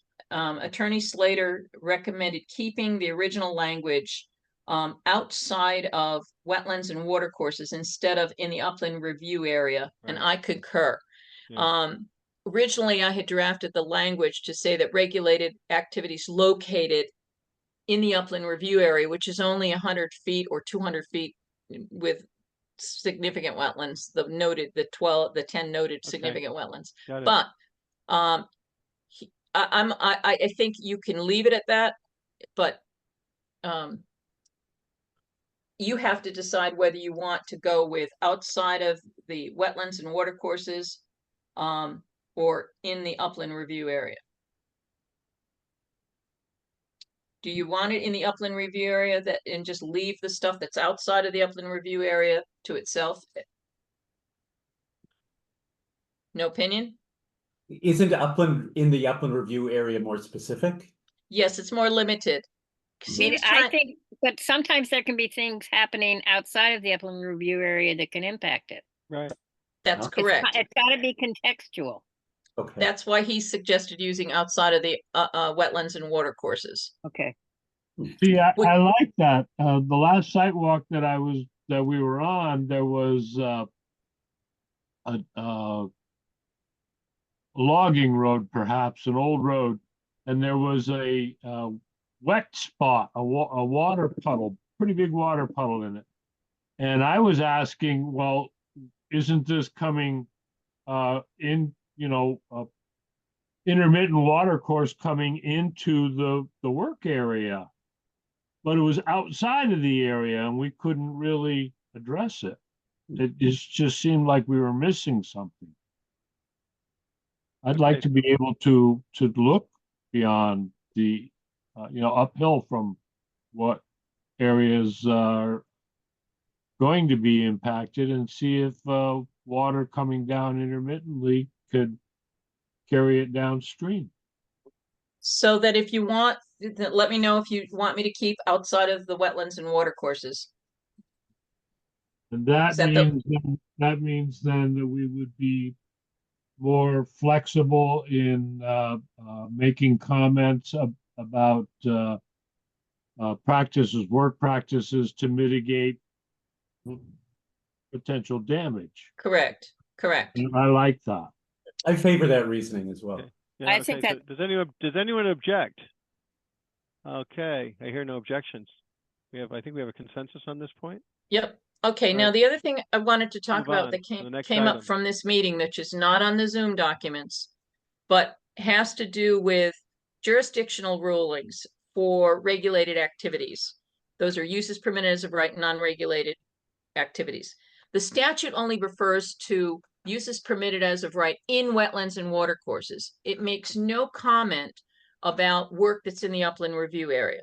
Now, the definition of regulated activity includes not just all the work in wetlands and watercourses, but within the upland review area if it relates to earth moving, construction, or clear cutting.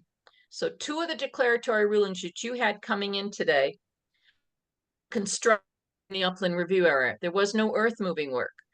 And that, in my opinion, should have been allowed to be cleared by the agent.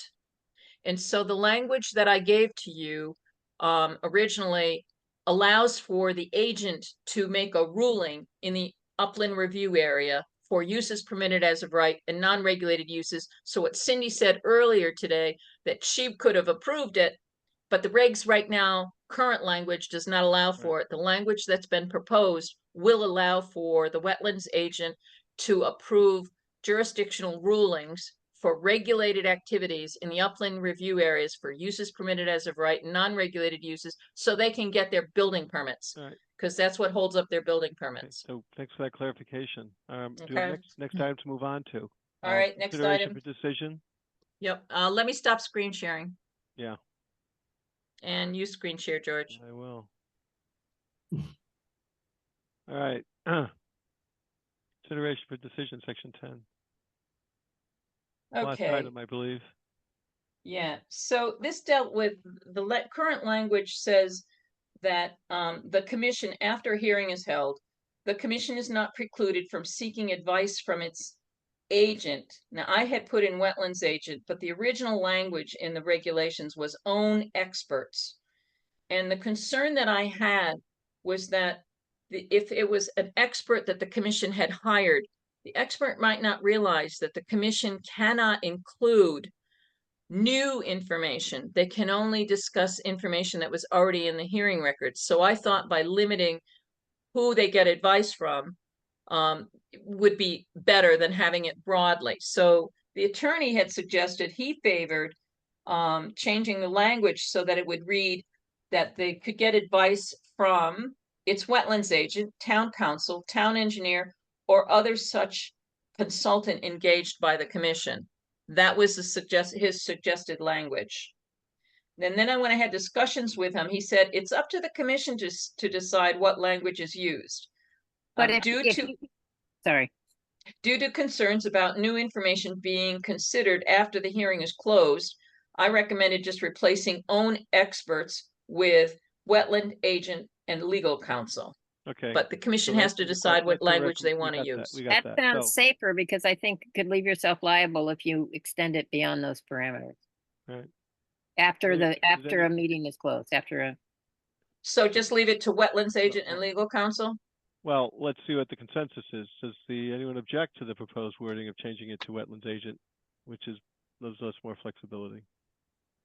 I don't object to it. I believe I understand that that anything that the agent might be asked to make a decision on, we already would have looked at probably the month before, and then something came along germane to the our discussion on it, and that would allow the agent to expedite it.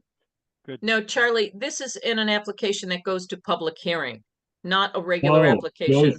This is only a public hearing. right? So if the agent disseminates information, it's coming from that source or the legal counsel, that's Got it, yes. less likely to be in Ex violation parte. of the Confusing. laws regarding public hearings.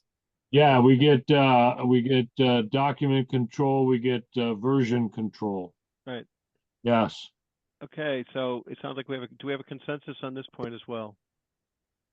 I do. I say yes. I agree. It sounds logical. Am So I is- correct? Am I correct that it should read wetlands agent with an S, or is that? No, all throughout the regulations, the term wetland agent, it doesn't have an S. If you want, I can change it to wetlands agent with an S throughout the document before I That's the send way it to it DEP. is. It's fine. Whatever way you want it.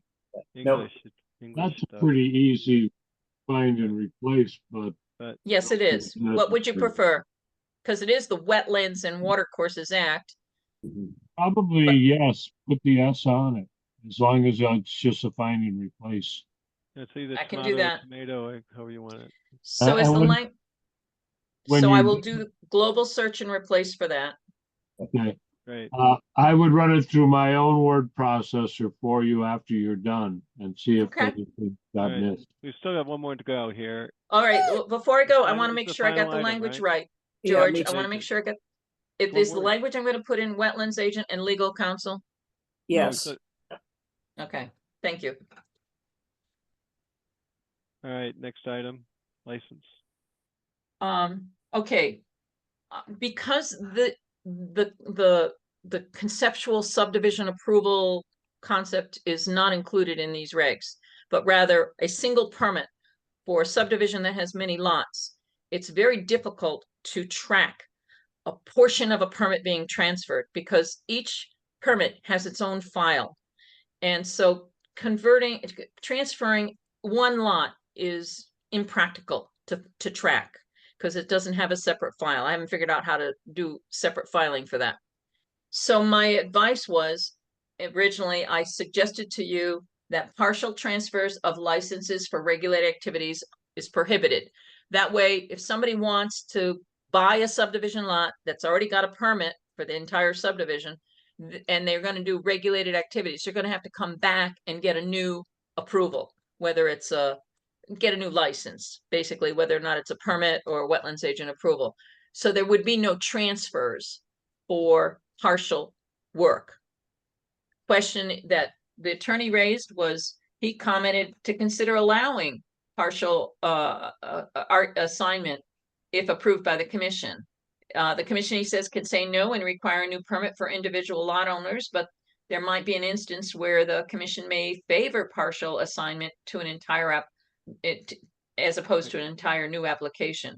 But after discussing with him about the problems with tracking it and filing it, and he agreed that it's up to you guys to keep it, to decide whether or not you want to keep that prohibition, that there'll be no partial transfer of a license for regulated activities. What is your preference? I think that each one should come back for a permit.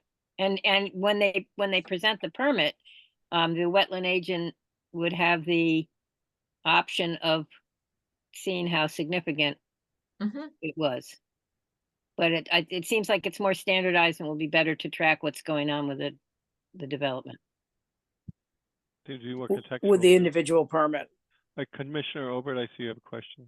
Yeah, I agree also that we want to make sure that we're able to track every transferal of ownership and transferal of permit.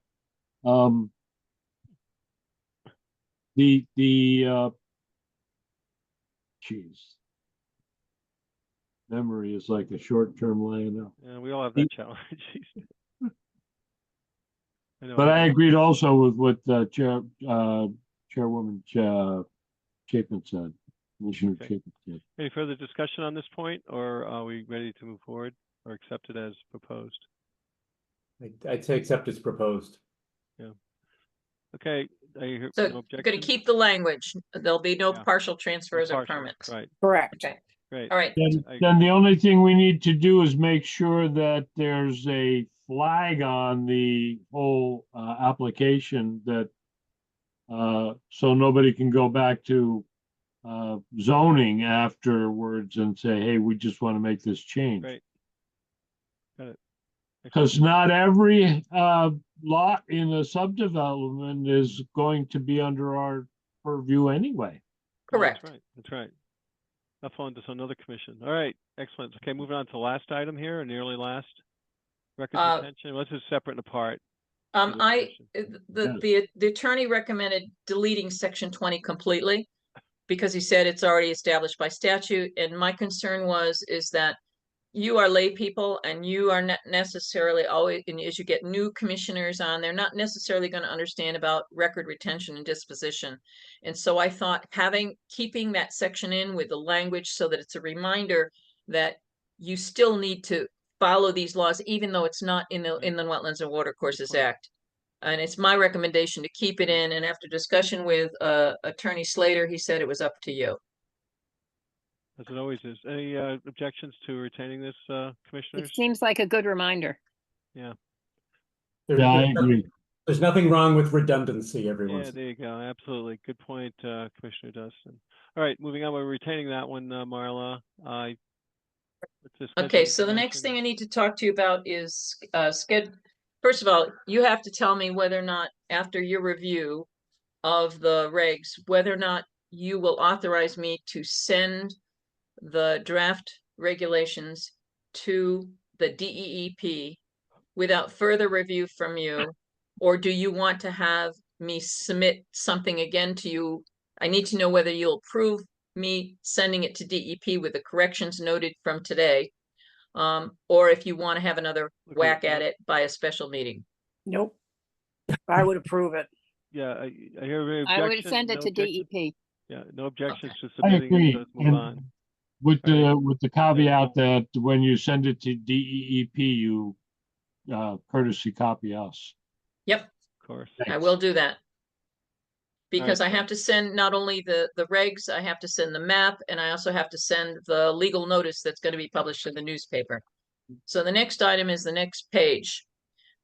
You will note that from what I have said is that the publishing of the legal notices is a little bit complicated because Stonebridge Press only accepts legal notices on the Friday before the Friday that it's going to be published. And these legal notices have to be published, at least the first one, twice. It has to be published twice. The first one at least 15 days before and not sooner than 10 days. And then the second one has to be at least 2 days before the hearing, but not closer than 2 days to the first one. So basically you're publishing a legal notice on a Friday, two consecutive Fridays. Now it's 5 weeks. I have to wait 30. So today is the 9th. So 5 weeks, if you go down 5 weeks, 16th, 23, 30, 7, 14. 14 is 5 weeks. So the first time that you could really hold a hearing would be on the 15th of May. But I'm looking at maybe you want to have an informational meeting. If you want an informational meeting, then I need a little bit of extra breather time because you want the informational meeting before you go to public hearing. If you don't go to an informational meeting, I can move it up into the week of the 15th. Or if you want to have an informational meeting, the earliest I think I could do it would be the start on the week of the 20th of May. So what you see there is if it's going to be in the week of the 20th, then it has to be published at least on the 10th and the 17th. If you have it the week before, the 15th or the 16th or the 17th, then it would have to be on the 3rd and the 10th. So I need to know when you want to have your public hearing. I need to poll you so that I can get. Got it. Thank you. Okay. Okay. So commissioners, what would you like to do? It sooner or later? It's a simple question. Is there a reason to push this, or does everyone want this done as soon as possible? Well, don't we need feedback from DEEP first? You don't have to wait for that to come back because that can be incorporated into the public hearing record and you can make the changes for your final decision. Oh, okay. Great. I think that being that your tenure is coming to an end, we need to push it. Yeah. Meaning make it sooner than not later, correct? Correct. Yes. Well, I'm available on any of those dates in May, the 20th through the 23rd. Yeah. Third. I don't like doing them on Fridays.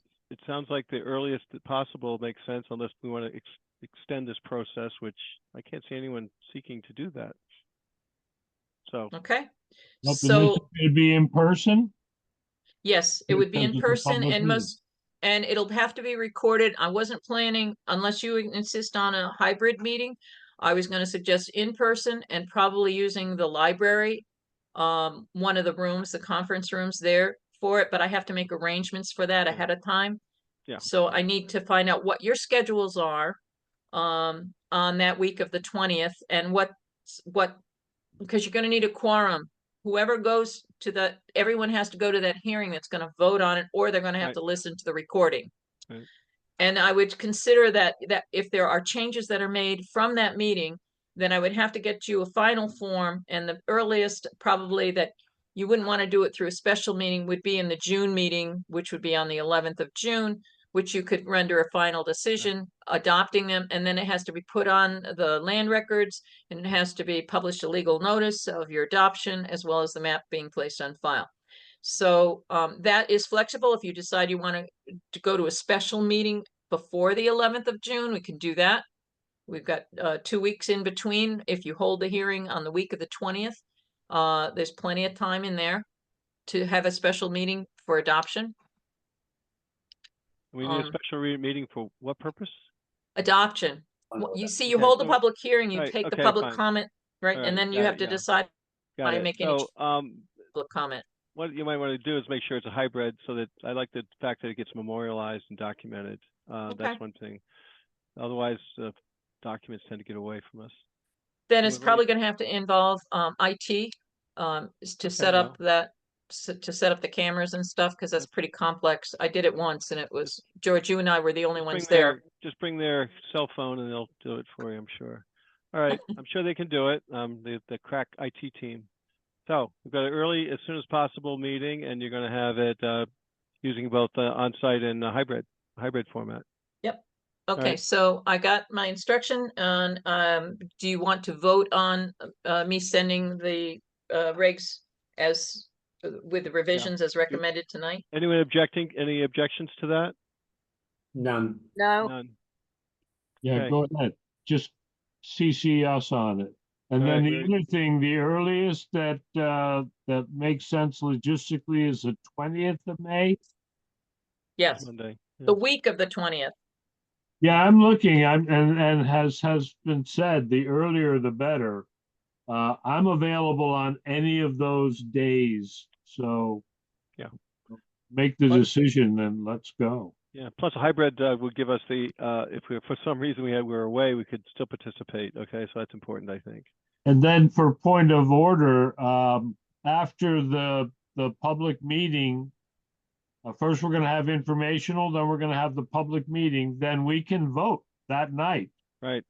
if we have a quorum Um, to are you ratify going, the are you vote. moving for an informational meeting? Because I wasn't going for one. We don't Now, need to. remember, I only have, I had to get the contract amended to give me more time. Okay, We I don't only need an had, informational meeting, right? We don't yeah, need one. It's not a requirement for that. no, there is no requirement for that. I mean, we have a challenge enough going through this. I don't know how the typical citizen's gonna absorb this stuff, but, I'm gonna So- follow your direction on this, Marla. You've done an excellent job, and certainly it's overdue and the town needs it done. If So- we can add hours to your contract and make it more sensible, then I'd do Right. that too. so we've got the time frame. You've got the dates, you know what to do, so we're Yep. done with this piece, right? And I will have it posted move on the on. website as soon as I shortly after I send it to DEP, I will post the draft regs with a request for people to send comments in. Okay, If they have contract comments. amendment question, what's the story here? All right. And I think that is it You- for what this is I just a have. comment. This is a comment, right? You comment about your. Yeah, I just needed you to know that I had to ask for additional time. 8 of the 44 hours that were added on have already been given to Cindy. I committed to 8 hours to the wetlands agent to help her get prepared for this meeting and create the Zoom documents. So I don't have any more time for Cindy, which gives me some hours to finish this up, but I'm gonna have to be spending some of that time setting up Great, the hearing and all that other Okay. stuff. So, thank you. all right. Mr. Chairman? Yes, Mr. who's Chairman, that? can I make, Yes, Cindy, Just- what do you have to say? ju- just remember, on May 20th is the Planning and Zoning Commission meeting for May. We pushed it back 1 week because of the Memorial Day holiday. Right, I think we said the week of the 20th, right? Right, So so I'll I let you just, and Marla deconflict those dates, I guess Yep. is important, yeah. But good point, Yeah. thank you for that point. All right, Okay. moving on to the next agenda item here, we have other, hold on here, let's see. We talked about all the items, Yes. other business, draft regular, this is not in sequence. Hiring a new wetlands agent, where do we stand on that, Cindy? as far as I know, tomorrow they're interviewing via Zoom 4 candidates, but I don't know any more information than that because I'm not part of the hiring process. But I do know they're interviewing 4 candidates tomorrow. Right, so, Amy, our ex officio member, any comment on that subject? No, George, you should have received a Zoom link, Oh. and I saw come across Michelle sent to the hiring committee, so you should have received that as well, the applicants. Okay, So thank we you. are interviewing 4 applicants. They were strong applicants, so we're feeling pretty positive. Great. All right, So it's thank you for gonna be that. a Zoom interview process? I didn't see the notification of it. It's Zoom for the hiring committee, which was included Chairman O'Neill, the chairman of the Conservation Commission, Director of Planning and Development, myself, and our HR Director, Michelle Jamarnaro. Sounds like a good representation. I'm interested in the process. And if you have any vacancies, I'll volunteer to help interview. Okay. Yeah, that just came out, so it's a recent list. All right, thank you for that, Amy. Appreciate that update. So we're making progress, have candidates. That's great to know. What's the preliminary discussion of development Zero Aquatic Road? I see that on my map here, on my outline. Okay, I had called you a while ago asking if someone could come in on a preliminary discussion on the Right. development of Zero Aquatic Town Farm Road. Right. A couple is on, I believe they're on Zoom here. Okay. We are. They have, okay, it's Megan and Jason, right? Yes. They just haven't. I'll hand it over to you as to the ownership of the property, how far you are in that property. So Megan. sure. So say your name and address and what you're going to be doing here tonight. Thank you. Absolutely. My name is Megan Staples. I am partner of Jason Smith. Jason is currently under contract to purchase this property. We went under contract last week, and as part of our closing, we have to get a wetlands permit for a crossing over a drainage canal that empties into a wetland on the property abutting this one. We have never done this before. So we're here today basically to ask if you have any feedback based on what we've got prepared so far for you.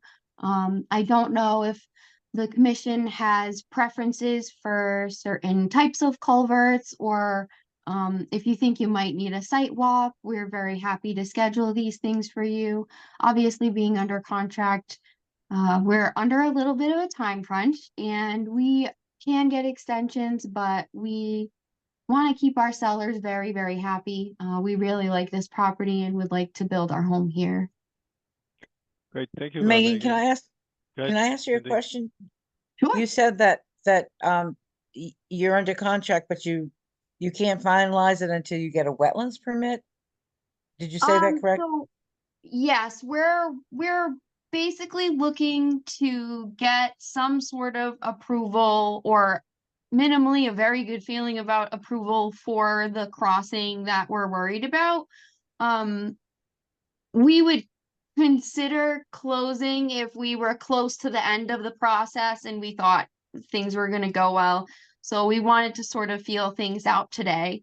I see you're scrolling through the photos. I'm just trying to get through it. Yeah, see what's out there. I actually have a Google album I can put in the chat of more recent photos and several videos that I've taken from the property in the last month or so.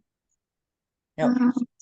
One photo got in there twice. I had a photo of the stream, but I guess it didn't get in there. Marla and I were having a real good time with trying to get these photos over here. This is where the culvert, yeah, there it is right there. That's the stream, and that's the adjoining property right there. Well, the property that's in the middle of the dog legs, if you look at the site plan. So I see your comment, Fran. We are going to submit an application. We haven't yet. We have hired a wetlands biologist, a civil engineer, obviously. They've already done some work for us. We would like to come next month with a completed application. So being unfamiliar with the process, we're just trying to figure out what you want to see. One at a time here, one at a time, okay. I think that's admirable, but once again, we were just in this dilemma before. If you're not currently owner of the property, it makes it problematic. Whereas if the owner came and got the approval, they could transfer it to you, I believe. Is that what we just did? The current owners are a development firm out of Texas, and they've already signed over. We've submitted forms to NDDH, and they've designated us as agent. Oh, okay. They will sign all of the applications. This is all part of our contract. We're tasked with doing all of the legwork, coming to the meetings, coming up with wetlands reports, engineering. That's our burden. You really sound like you're doing it right. Thank you. They do.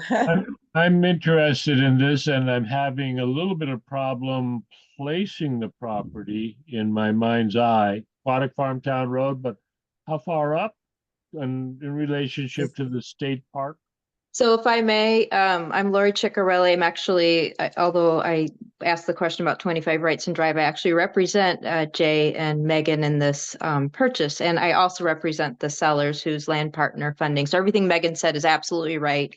The seller is perfectly fine sponsoring whatever they have to, but having Jay and Megan do all the legwork, and I've been doing some legwork as well. Cindy did walk this property also with me. I asked her if she just wanted to do an informal site visit, just because a picture's worth 1,000 words, but seeing it in person's worth a zillion words. But so where this is located, once you pass Aquatic State Park on your left, it's literally like a half mile on your right. And 691 Quadic Town Farm Road, there's a little blue cape. She has a horse paddock in back. She's right in between the two road frontages of this property. I call it a dog wearing a cone. So she's in that little piece of property in the middle there. And then 675 Quadic Town Farm Road, which is Joseph Lamoth, and his parents, I think, used to also live there.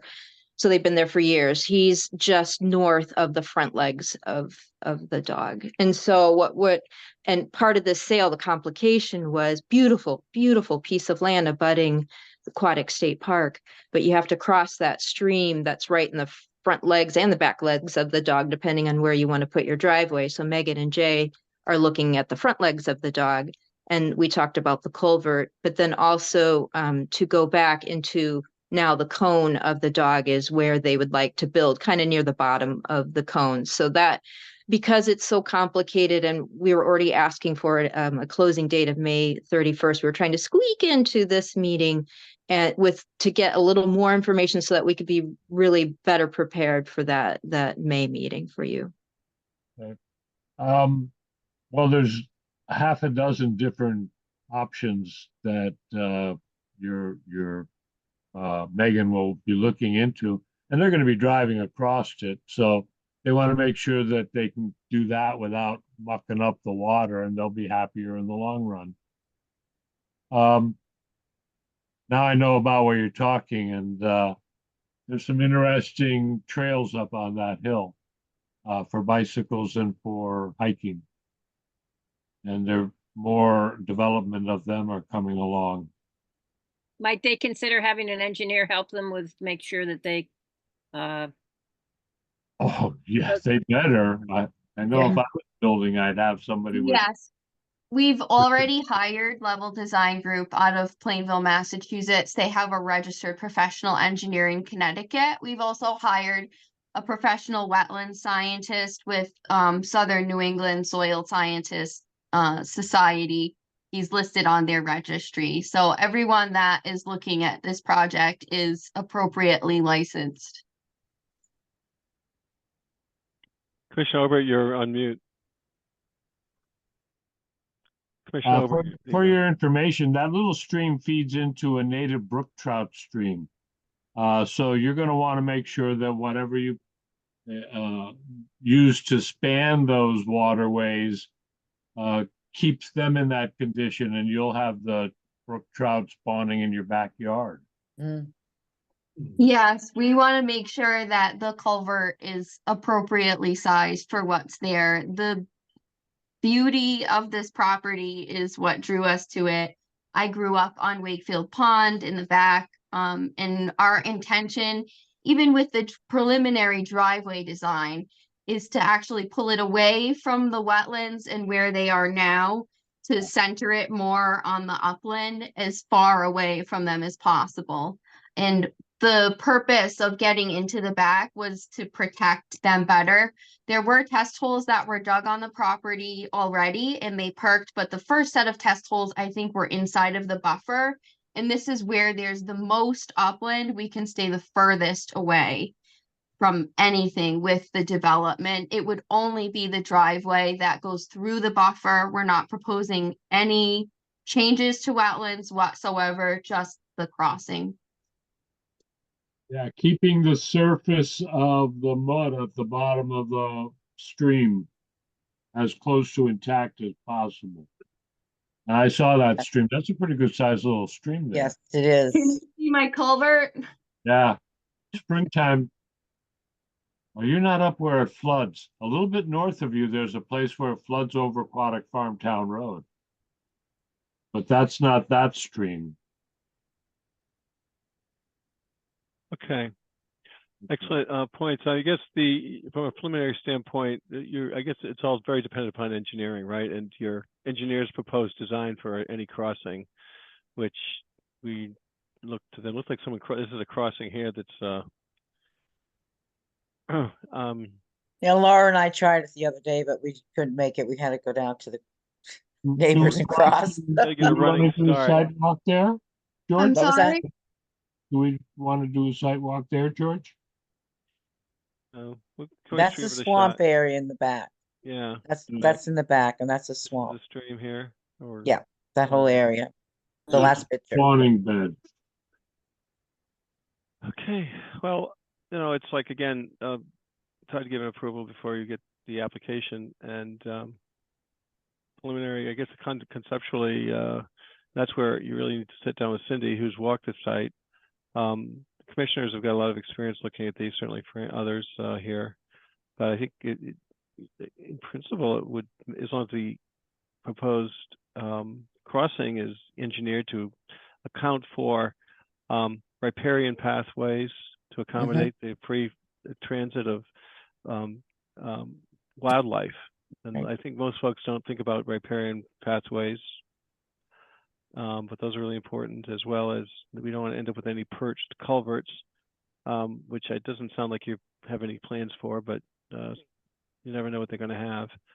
And at this time of year, it's hard to tell what you've got there until everything grows in. But I don't know if this is helpful or not. Any other commissioner have comments or questions, or Commissioner Obert? Yes, the applicant said that there's people that are putting together the more complete application. Yeah. She was just looking for a sense of probable pitfalls or problems. Yeah. When that application comes in, I think would be when we would normally consider a site walk. Right. So we'll probably do a site walk next month. Okay. All right.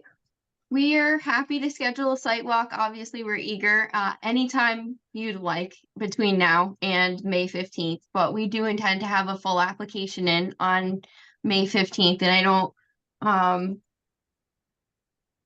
I don't think I have any other questions. As long as generally, I'm from Rhode Island, so I'm not very familiar with the wetlands process here. In Rhode Island, it's a bit of a gauntlet.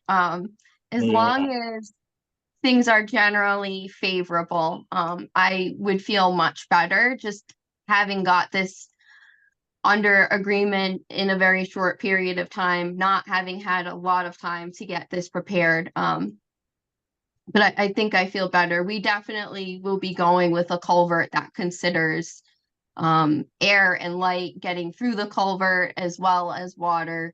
The one that I held up, I am not sure if everyone saw it, but we're looking at using Storm Tech. It looks just like this. Yeah. Oh. And the So bottom is open. The bottom is open. Yeah. Right. The bottom is open. It'll be set on footings and we'll have, the appropriate amount of boulders and gravel around it. Thankfully, the road is a little bit higher where we're proposing to come in. And I think the grading will actually work out quite perfectly.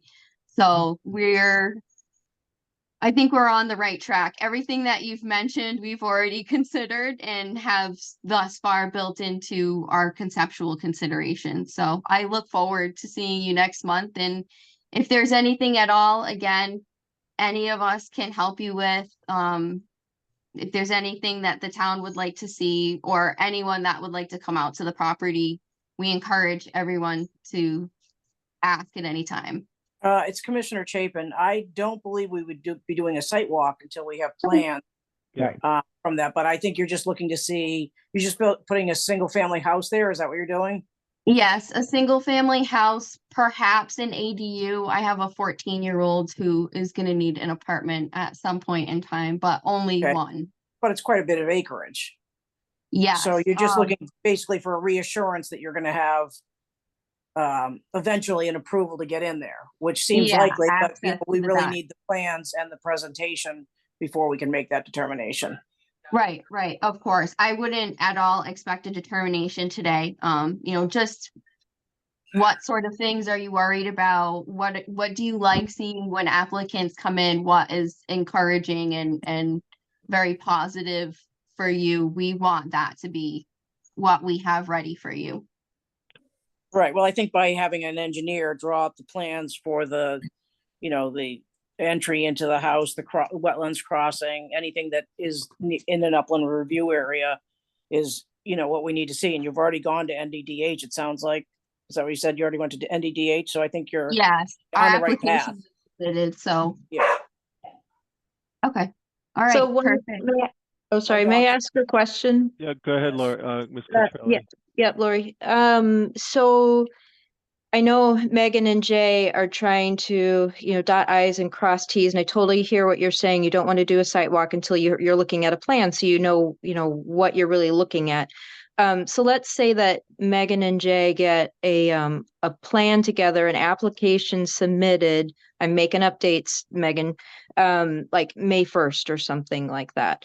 And it's prior to the meeting. And is there a possibility of doing, like, if the information was circulated, no decisions are being made, but a site walk would happen prior to the meeting? And Cindy, I don't know if you want to chime in, because I definitely was trying to verbally explain everything to Cindy, and we brought things up on the computer, and I kept saying, this is what's showing on the computer, but this is what it's really like when you're walking it. And so she very nicely came out the next week and we walked it together.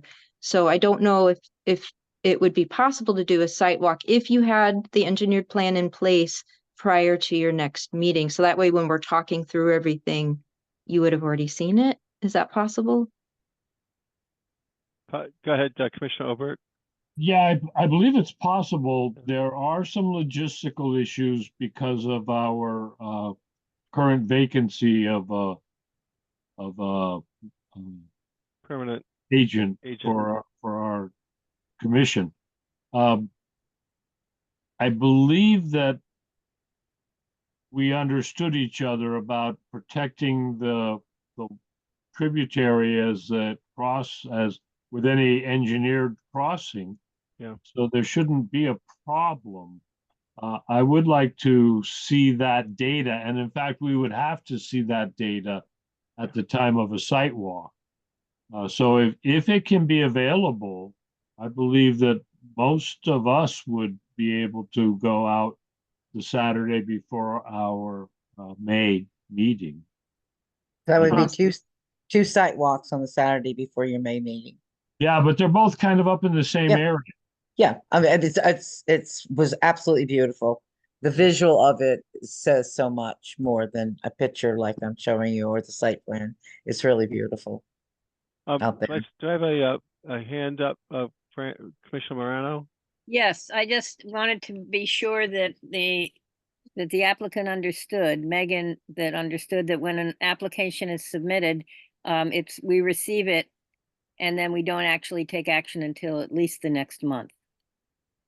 I understand that. I read that in the regulations. Okay, so when we receive your application, we'll have all the data from all the people involved, and we'll have plenty of time to look at it and do the site walk, so that we're in a position to act on it should everything be in order.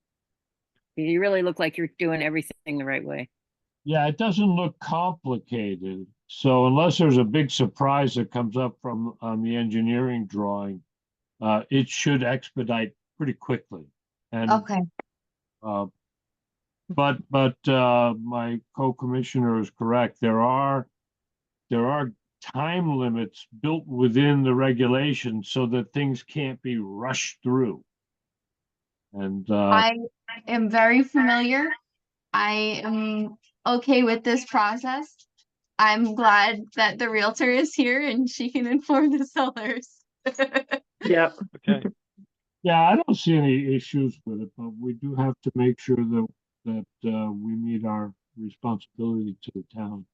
All right. Well, thank You're you going to both become part of the town now, Megan, so you better make sure we protect it. put her on the Inland Wetlands Commission. Okay, so thank you. Thank you for the insights and the photos, and so it's good to see sensitivity to these things. And thank you. We'll move on to the next item. And I see it says review of bylaws for discussion, but I don't think we need to do that, do we? Because we've already addressed this bylaw question. Yeah, I Commissioner agree. Obert? But that's what I believe that's That was a in placeholder, yeah, in case we didn't. The bylaws were different than the regulations. Let's take a look here. Hold on, let me expand this out. Oh, we've got more. You're right. All right, here we go. Bylaw discussion. We wanted Are there any questions or concerns over the bylaws? Does someone want to make a change? I wish I could recall all of the points, the bullet points that Marla offered because they sounded right when they went by, Yes. but I don't have a copy in front of me. Could we continue this at the next meeting? Let's bring it up. Why not? Is there a reason we can't? No, there's no reason why you can't. All Is right. Marla still on? No, But she could. Doesn't sound No, like she's it. off. She's I gone. mean, we've already asked her to send it to DEP, so I Right, guess I'm a exactly. little That's why- confused why All we're even these are having The this. different- bylaws, no, Commissioner Over brings a good point. The bylaws are separate and apart from the regulations. Right. That's the issue here, yeah. Correct. Oh, gotcha. But I think, And If I she understood read right off- that, oh, Go She ahead. I'm read sorry. off a couple of points on the bylaws, and I didn't write them down quick enough. I just made a note. Make sure we talked about them. well, that's why it's always good to, if you have a complex question or comment, citizens' comments, you might want to write them down and circulate them, which I think she did, but, all right. So the bylaws is it's one of the requirements, I believe, if I read your bylaws correctly. Regulations, yeah. Is that you have a organizational meeting, which this would be because you're gonna elect officers today and you address the bylaws if you want any changes in the bylaws. Right. But I agree with what one of the commission members said, is to bring it up next month. Table it to next month. Right, we always address that in the next one. Yeah. Mhm. All right, so that's, we've addressed that question. Before we get into the issue of election of officers, and we do this on each year, I wanted to make it really clear that I will not accept, nor do I aspire to any position as an elected officer of this commission. So I'll be a commissioner, but I don't want to serve as chair or any of the other officer positions. So that is a Yeah, very low- and George. Yeah. Oops. I'm sorry. Go ahead. I was just gonna say Commissioner Chapin, same for me. So I just want to make that clear before we get into this. So with that as a beginning, election of officers. Do we have nominations? We have 3 positions to, right? We've got chair, treasurer, and secretary, or vice chair, and treasurer, right? I'd like to nominate Christopher Dustin for chair. I'll second that motion. Oh, all right. Congratulations, Christopher Dutton, We're Chairman. gonna vote on it. We have to vote on it. Any discussion? Any discussion? Those in favor, Okay, say aye. All those in favor? Aye. All those opposed?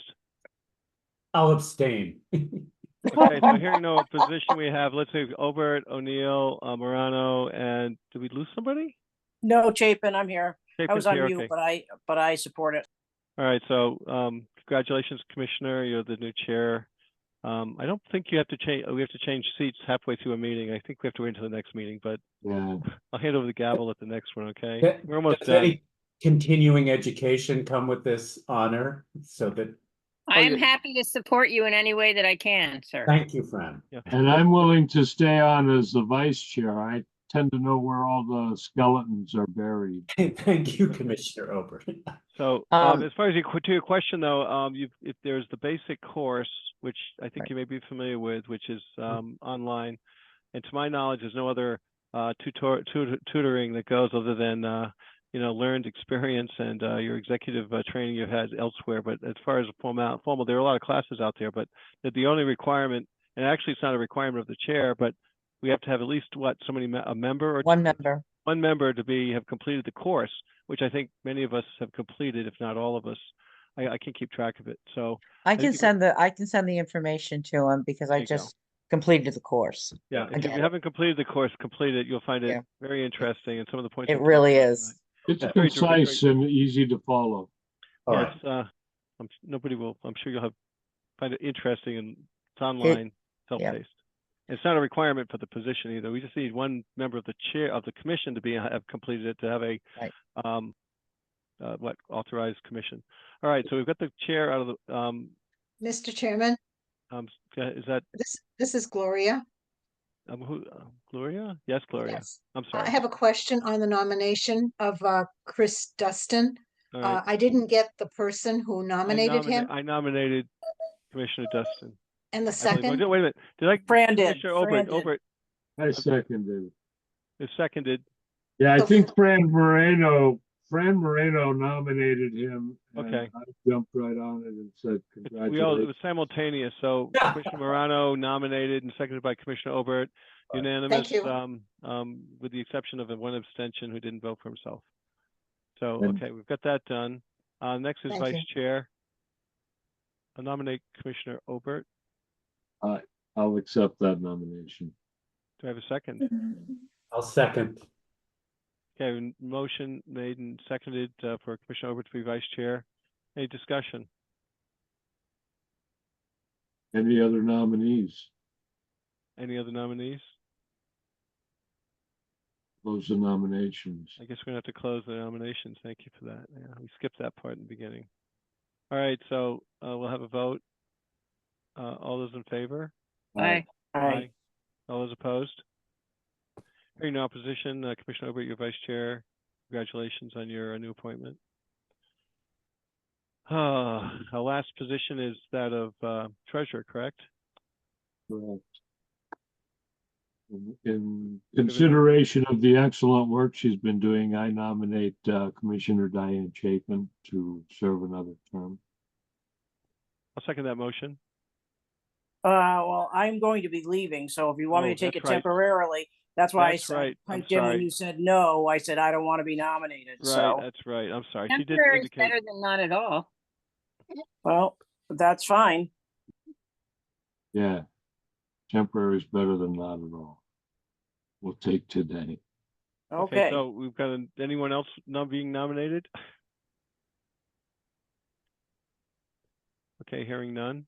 Do we have we're gonna close nominations? I move to close the Close nomination. nominations.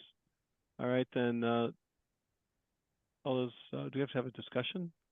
Nope. No discussion? We can go for a vote. All those in favor, say aye. Aye. Aye. All those opposed? Hearing no opposition, Excuse me, congratulations. Mr. Chairman, this is Yep. Gloria again. I'm sorry, I Gloria. know Commissioner Obert nominated Diane, but I didn't hear who seconded the nomination. I seconded it. You did? Okay, thank you. Thank you. And she pointed out that her term may be very limited, but better than no term at all. All right, so. we've got a Does full- speak to the fact that we could use some more more commissioners. commissioners, and I'm grateful that Chris Dutton has joined us, but yeah, there's Need 3 for a quorum. yeah. All right, moving on to the next, we've got the election out of the way. Citizens comments, as I mentioned earlier, we have citizens comments twice. This is the second opportunity. Hearing none, I don't hear if any citizens are out there. I don't see them all listed, but I don't know how many I have left. There are only 6 people here. Okay, we'll close citizens comments, moving on to reports, budget and expenditures.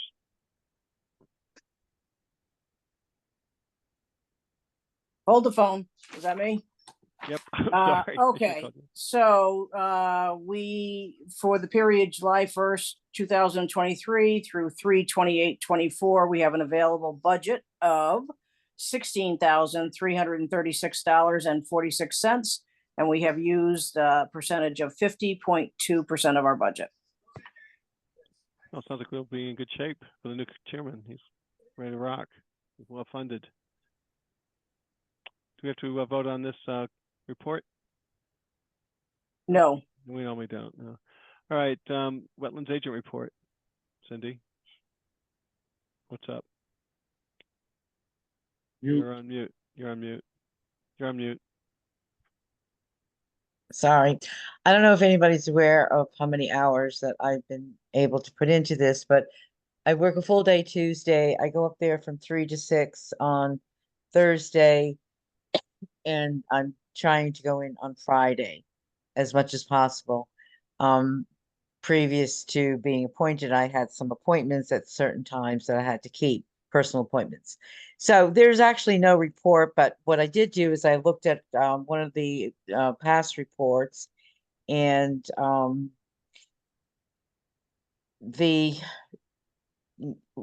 what they have here is updates. I guess I just gave you that update of the hours that I have. So they're pretty limited. And it's been an experience, and this meeting has also been a great experience too, working with everyone. During the middle of the meeting, I got really relaxed. Obviously in the beginning, because I didn't know any of you, I was felt a little nervous. But so with that part, we talked about Mark Bear, which is on this report. We talked about Siddiqui's property, and then we talked about the church. So I did not get any permits from Donna that I've signed since I've been in there, which is also a process I do for the P&Z. Or I did not get any reports on the permits that I've reviewed. Oh, excuse me. I'm sorry, wetlands agent permits issued. I don't think I've issued any permits because I was waiting for this meeting. And then the building permits, did not have time to get that from Donna. And doing the purchase order status, I've never done anything like that before. So I don't know if that's something you're going to require for next month if I'm still here, or I can tell the new agent that this is something that you require, these 3 items for the report. That's what I have to report. Any questions? Yeah, I guess the continuity, we might look into making sure there's training available for whoever takes over the position. And that's For the important. position for wetlands agent? Well, yeah, right. I mean, you're gonna need some training here for this, so we have to look into that. Yes. And while I'm thinking of it, I'm gonna have to, maybe I'll have talk to Commissioner Dustin over the interview candidates, rather than, as much as you're the new chair, we'll have to talk about that. That's another point. Commissioner Obert? Yes, the comment about what items need to be reported and a continuity of them. Any applications that come in, any complaints that come in, any those for sure. Any reports from the state that come in, those are things that and the budgetary outgo, if we needed to make a notice of a public meeting or a notice of, if there's certain things that we have to do by statute. And Right. those are the things that Marla has always told us. Plus, if she needed any office supplies or Right. stuff like that. Yeah, and that's interesting because, in my position again downstairs, the P&Z, I have absolutely nothing to do with the legal notices. That's all the recording secretary's responsibility. So, and I see that that's not the case in here, and obviously those legal notices will get out, that need to be. But, yeah, so I get it. I hear what you're saying, Charlie. And it brings us back to an earlier discussion point about having the budgeted time for clerk to handle all of these things. I think it would be in the town clerk's office an additional half person or whatever it takes to make sure that we have hours in available to meet the needs of the public and our responsibility to the state. Right. Well, I'll be there Thursday from 3 to 6. I think Donna's scheduled a site visit for someone that was applying. I'll have to check that tomorrow. And then I'll be there Friday morning too. This Friday morning. Okay. Okay, well, hopefully you've got consultants out there too. I know that can possibly step in and help if they're needed. So maybe that's something to look to. We'll see who the candidates are. Okay. But I think we also have to coordinate with Commissioner Dustin as to if he's going to be the chair, then he probably needs to interview these people and check on his availability. We'll have to look up your telephone number. We'll talk in the morning, I guess. Or late. It's almost 10 o'clock here. It's getting late. That's my nighttime. But anyway, let's move on to the next item. Any correspondence? There's a letter of March 21st, 2024, Wakefield Pond Dam request for engineering and maintenance work. It's just a information concerning the work that they're doing there. Any concern over the inland wetlands or impact to? There's a dam up on the top of the hill, on Buck Hill Road. Wakefield Hill Road goes up there. Wakefield, what is it called? Wakefield Pond. It's up on the top of the hill, almost right on the state line.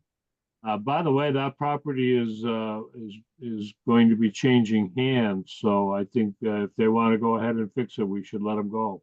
Let them fix it. But Wyndham Land Trust is acquiring that property. Right. Yeah. I don't think it was so much of a request, it was just information, but I see it says request in the title here, so I don't have the letter here with me. If you can just scroll it down, George, can you Okay, scroll the letter down? yes. Council of America, engineering maintenance work. How far do you want to go? Yeah, that's Crescent is, To request to them. yeah, right. So I don't think it's anything that we have to do, I don't think it's anything that Which class dam is this, an A, B, or C? A being the lowest hazard. And I think it might be a B because of its location. should say. doesn't say here. Anyway, I'm just curious. Okay. All right. Any further action required by us at this time? I do not believe there is. Wakefield Pond Dam. All right. Moving on to the next item, signing of Mylars. Are there any new ones? No. Okay, commissioner comments? No, it's said that if Commissioner Dutton's not available tomorrow and you're not, I certainly would be willing and able to sit in on the interview process. Well, yeah, I'll reach out to Amy and the HR folks, and I'll recommend Chris be the contact. You're on mute, Chris. I agree. To that. I'm not available on 24 hours notice. I apologize. So well, they just sent a note out. I will trust you. They sent out last night. Yeah. Yeah. So maybe I'll be available. Oh, you know, we all work, so but I can dial in, I suppose. If not, I think they're gonna they may very well do them on Zoom, and we may be able to talk to them. What I will do is I'll forward their resumes, at least as a prelude, to you, Chris. Thank you. For that confidentially. And you know, we'll see how it goes here. This timing is just, you know, timing is the issue. But obviously, you want to take the best candidates you can and vet them. So if I'll try to sit in if you can't make it. And if I can't make it, I'll reach out to Commissioner Obert, and at least we'll have some feedback here. But I'll try to make a point to be available. They tend to be long. That's what. It's a very time-consuming process. At least if it's, in my experience, 30 minutes at least. At least behavioral interviewing is what we always did. But all that. Oh, there's four. They're interviewing four tomorrow night. I'm tomorrow. sorry? They're interviewing four candidates. Yeah, I know it's a busy day. All right. Yeah. I'll have to deal with that in the morning. It's 9:30, and I know probably Amy's on the line here, but we can start it out. I'll try to make time. If I can't, I mean, even then, we weren't certain. All right, moving on to the next. Do I have a motion to no other commissioner comments? Just to say that if I'm going to be, if I can look at the resumes beforehand, I'll be up to speed in case you can't make it. So if you have them, forward them to me, and I'll look at them in the morning. Yeah, I'll try to make every effort to do it if possible. So I'll let you know if I can't. Good All night. right. Any other commissioner comments? If To not, adjourn. it's been a let me just make a last comment. It's been a great pleasure as serving as the chair of this commission for the past, I think, this will be able to be 10 years and 25, so maybe 8 years, maybe something like that.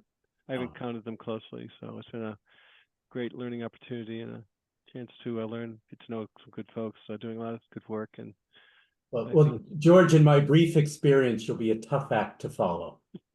well, I think you're we'll see what happens. You know, You're We'll right. have our- You're Thank right. you for that. I appreciate the compliment. All right, with that, I'll entertain a motion to adjourn. Move to adjourn. Okay, motion, Second. second, motion made and seconded. Any objections? Good night. Hearing none, this meeting adjourned at 9:34 p.m. on the 9th of April, 2024. Thank you very much. Good night, everyone. And we, Good night.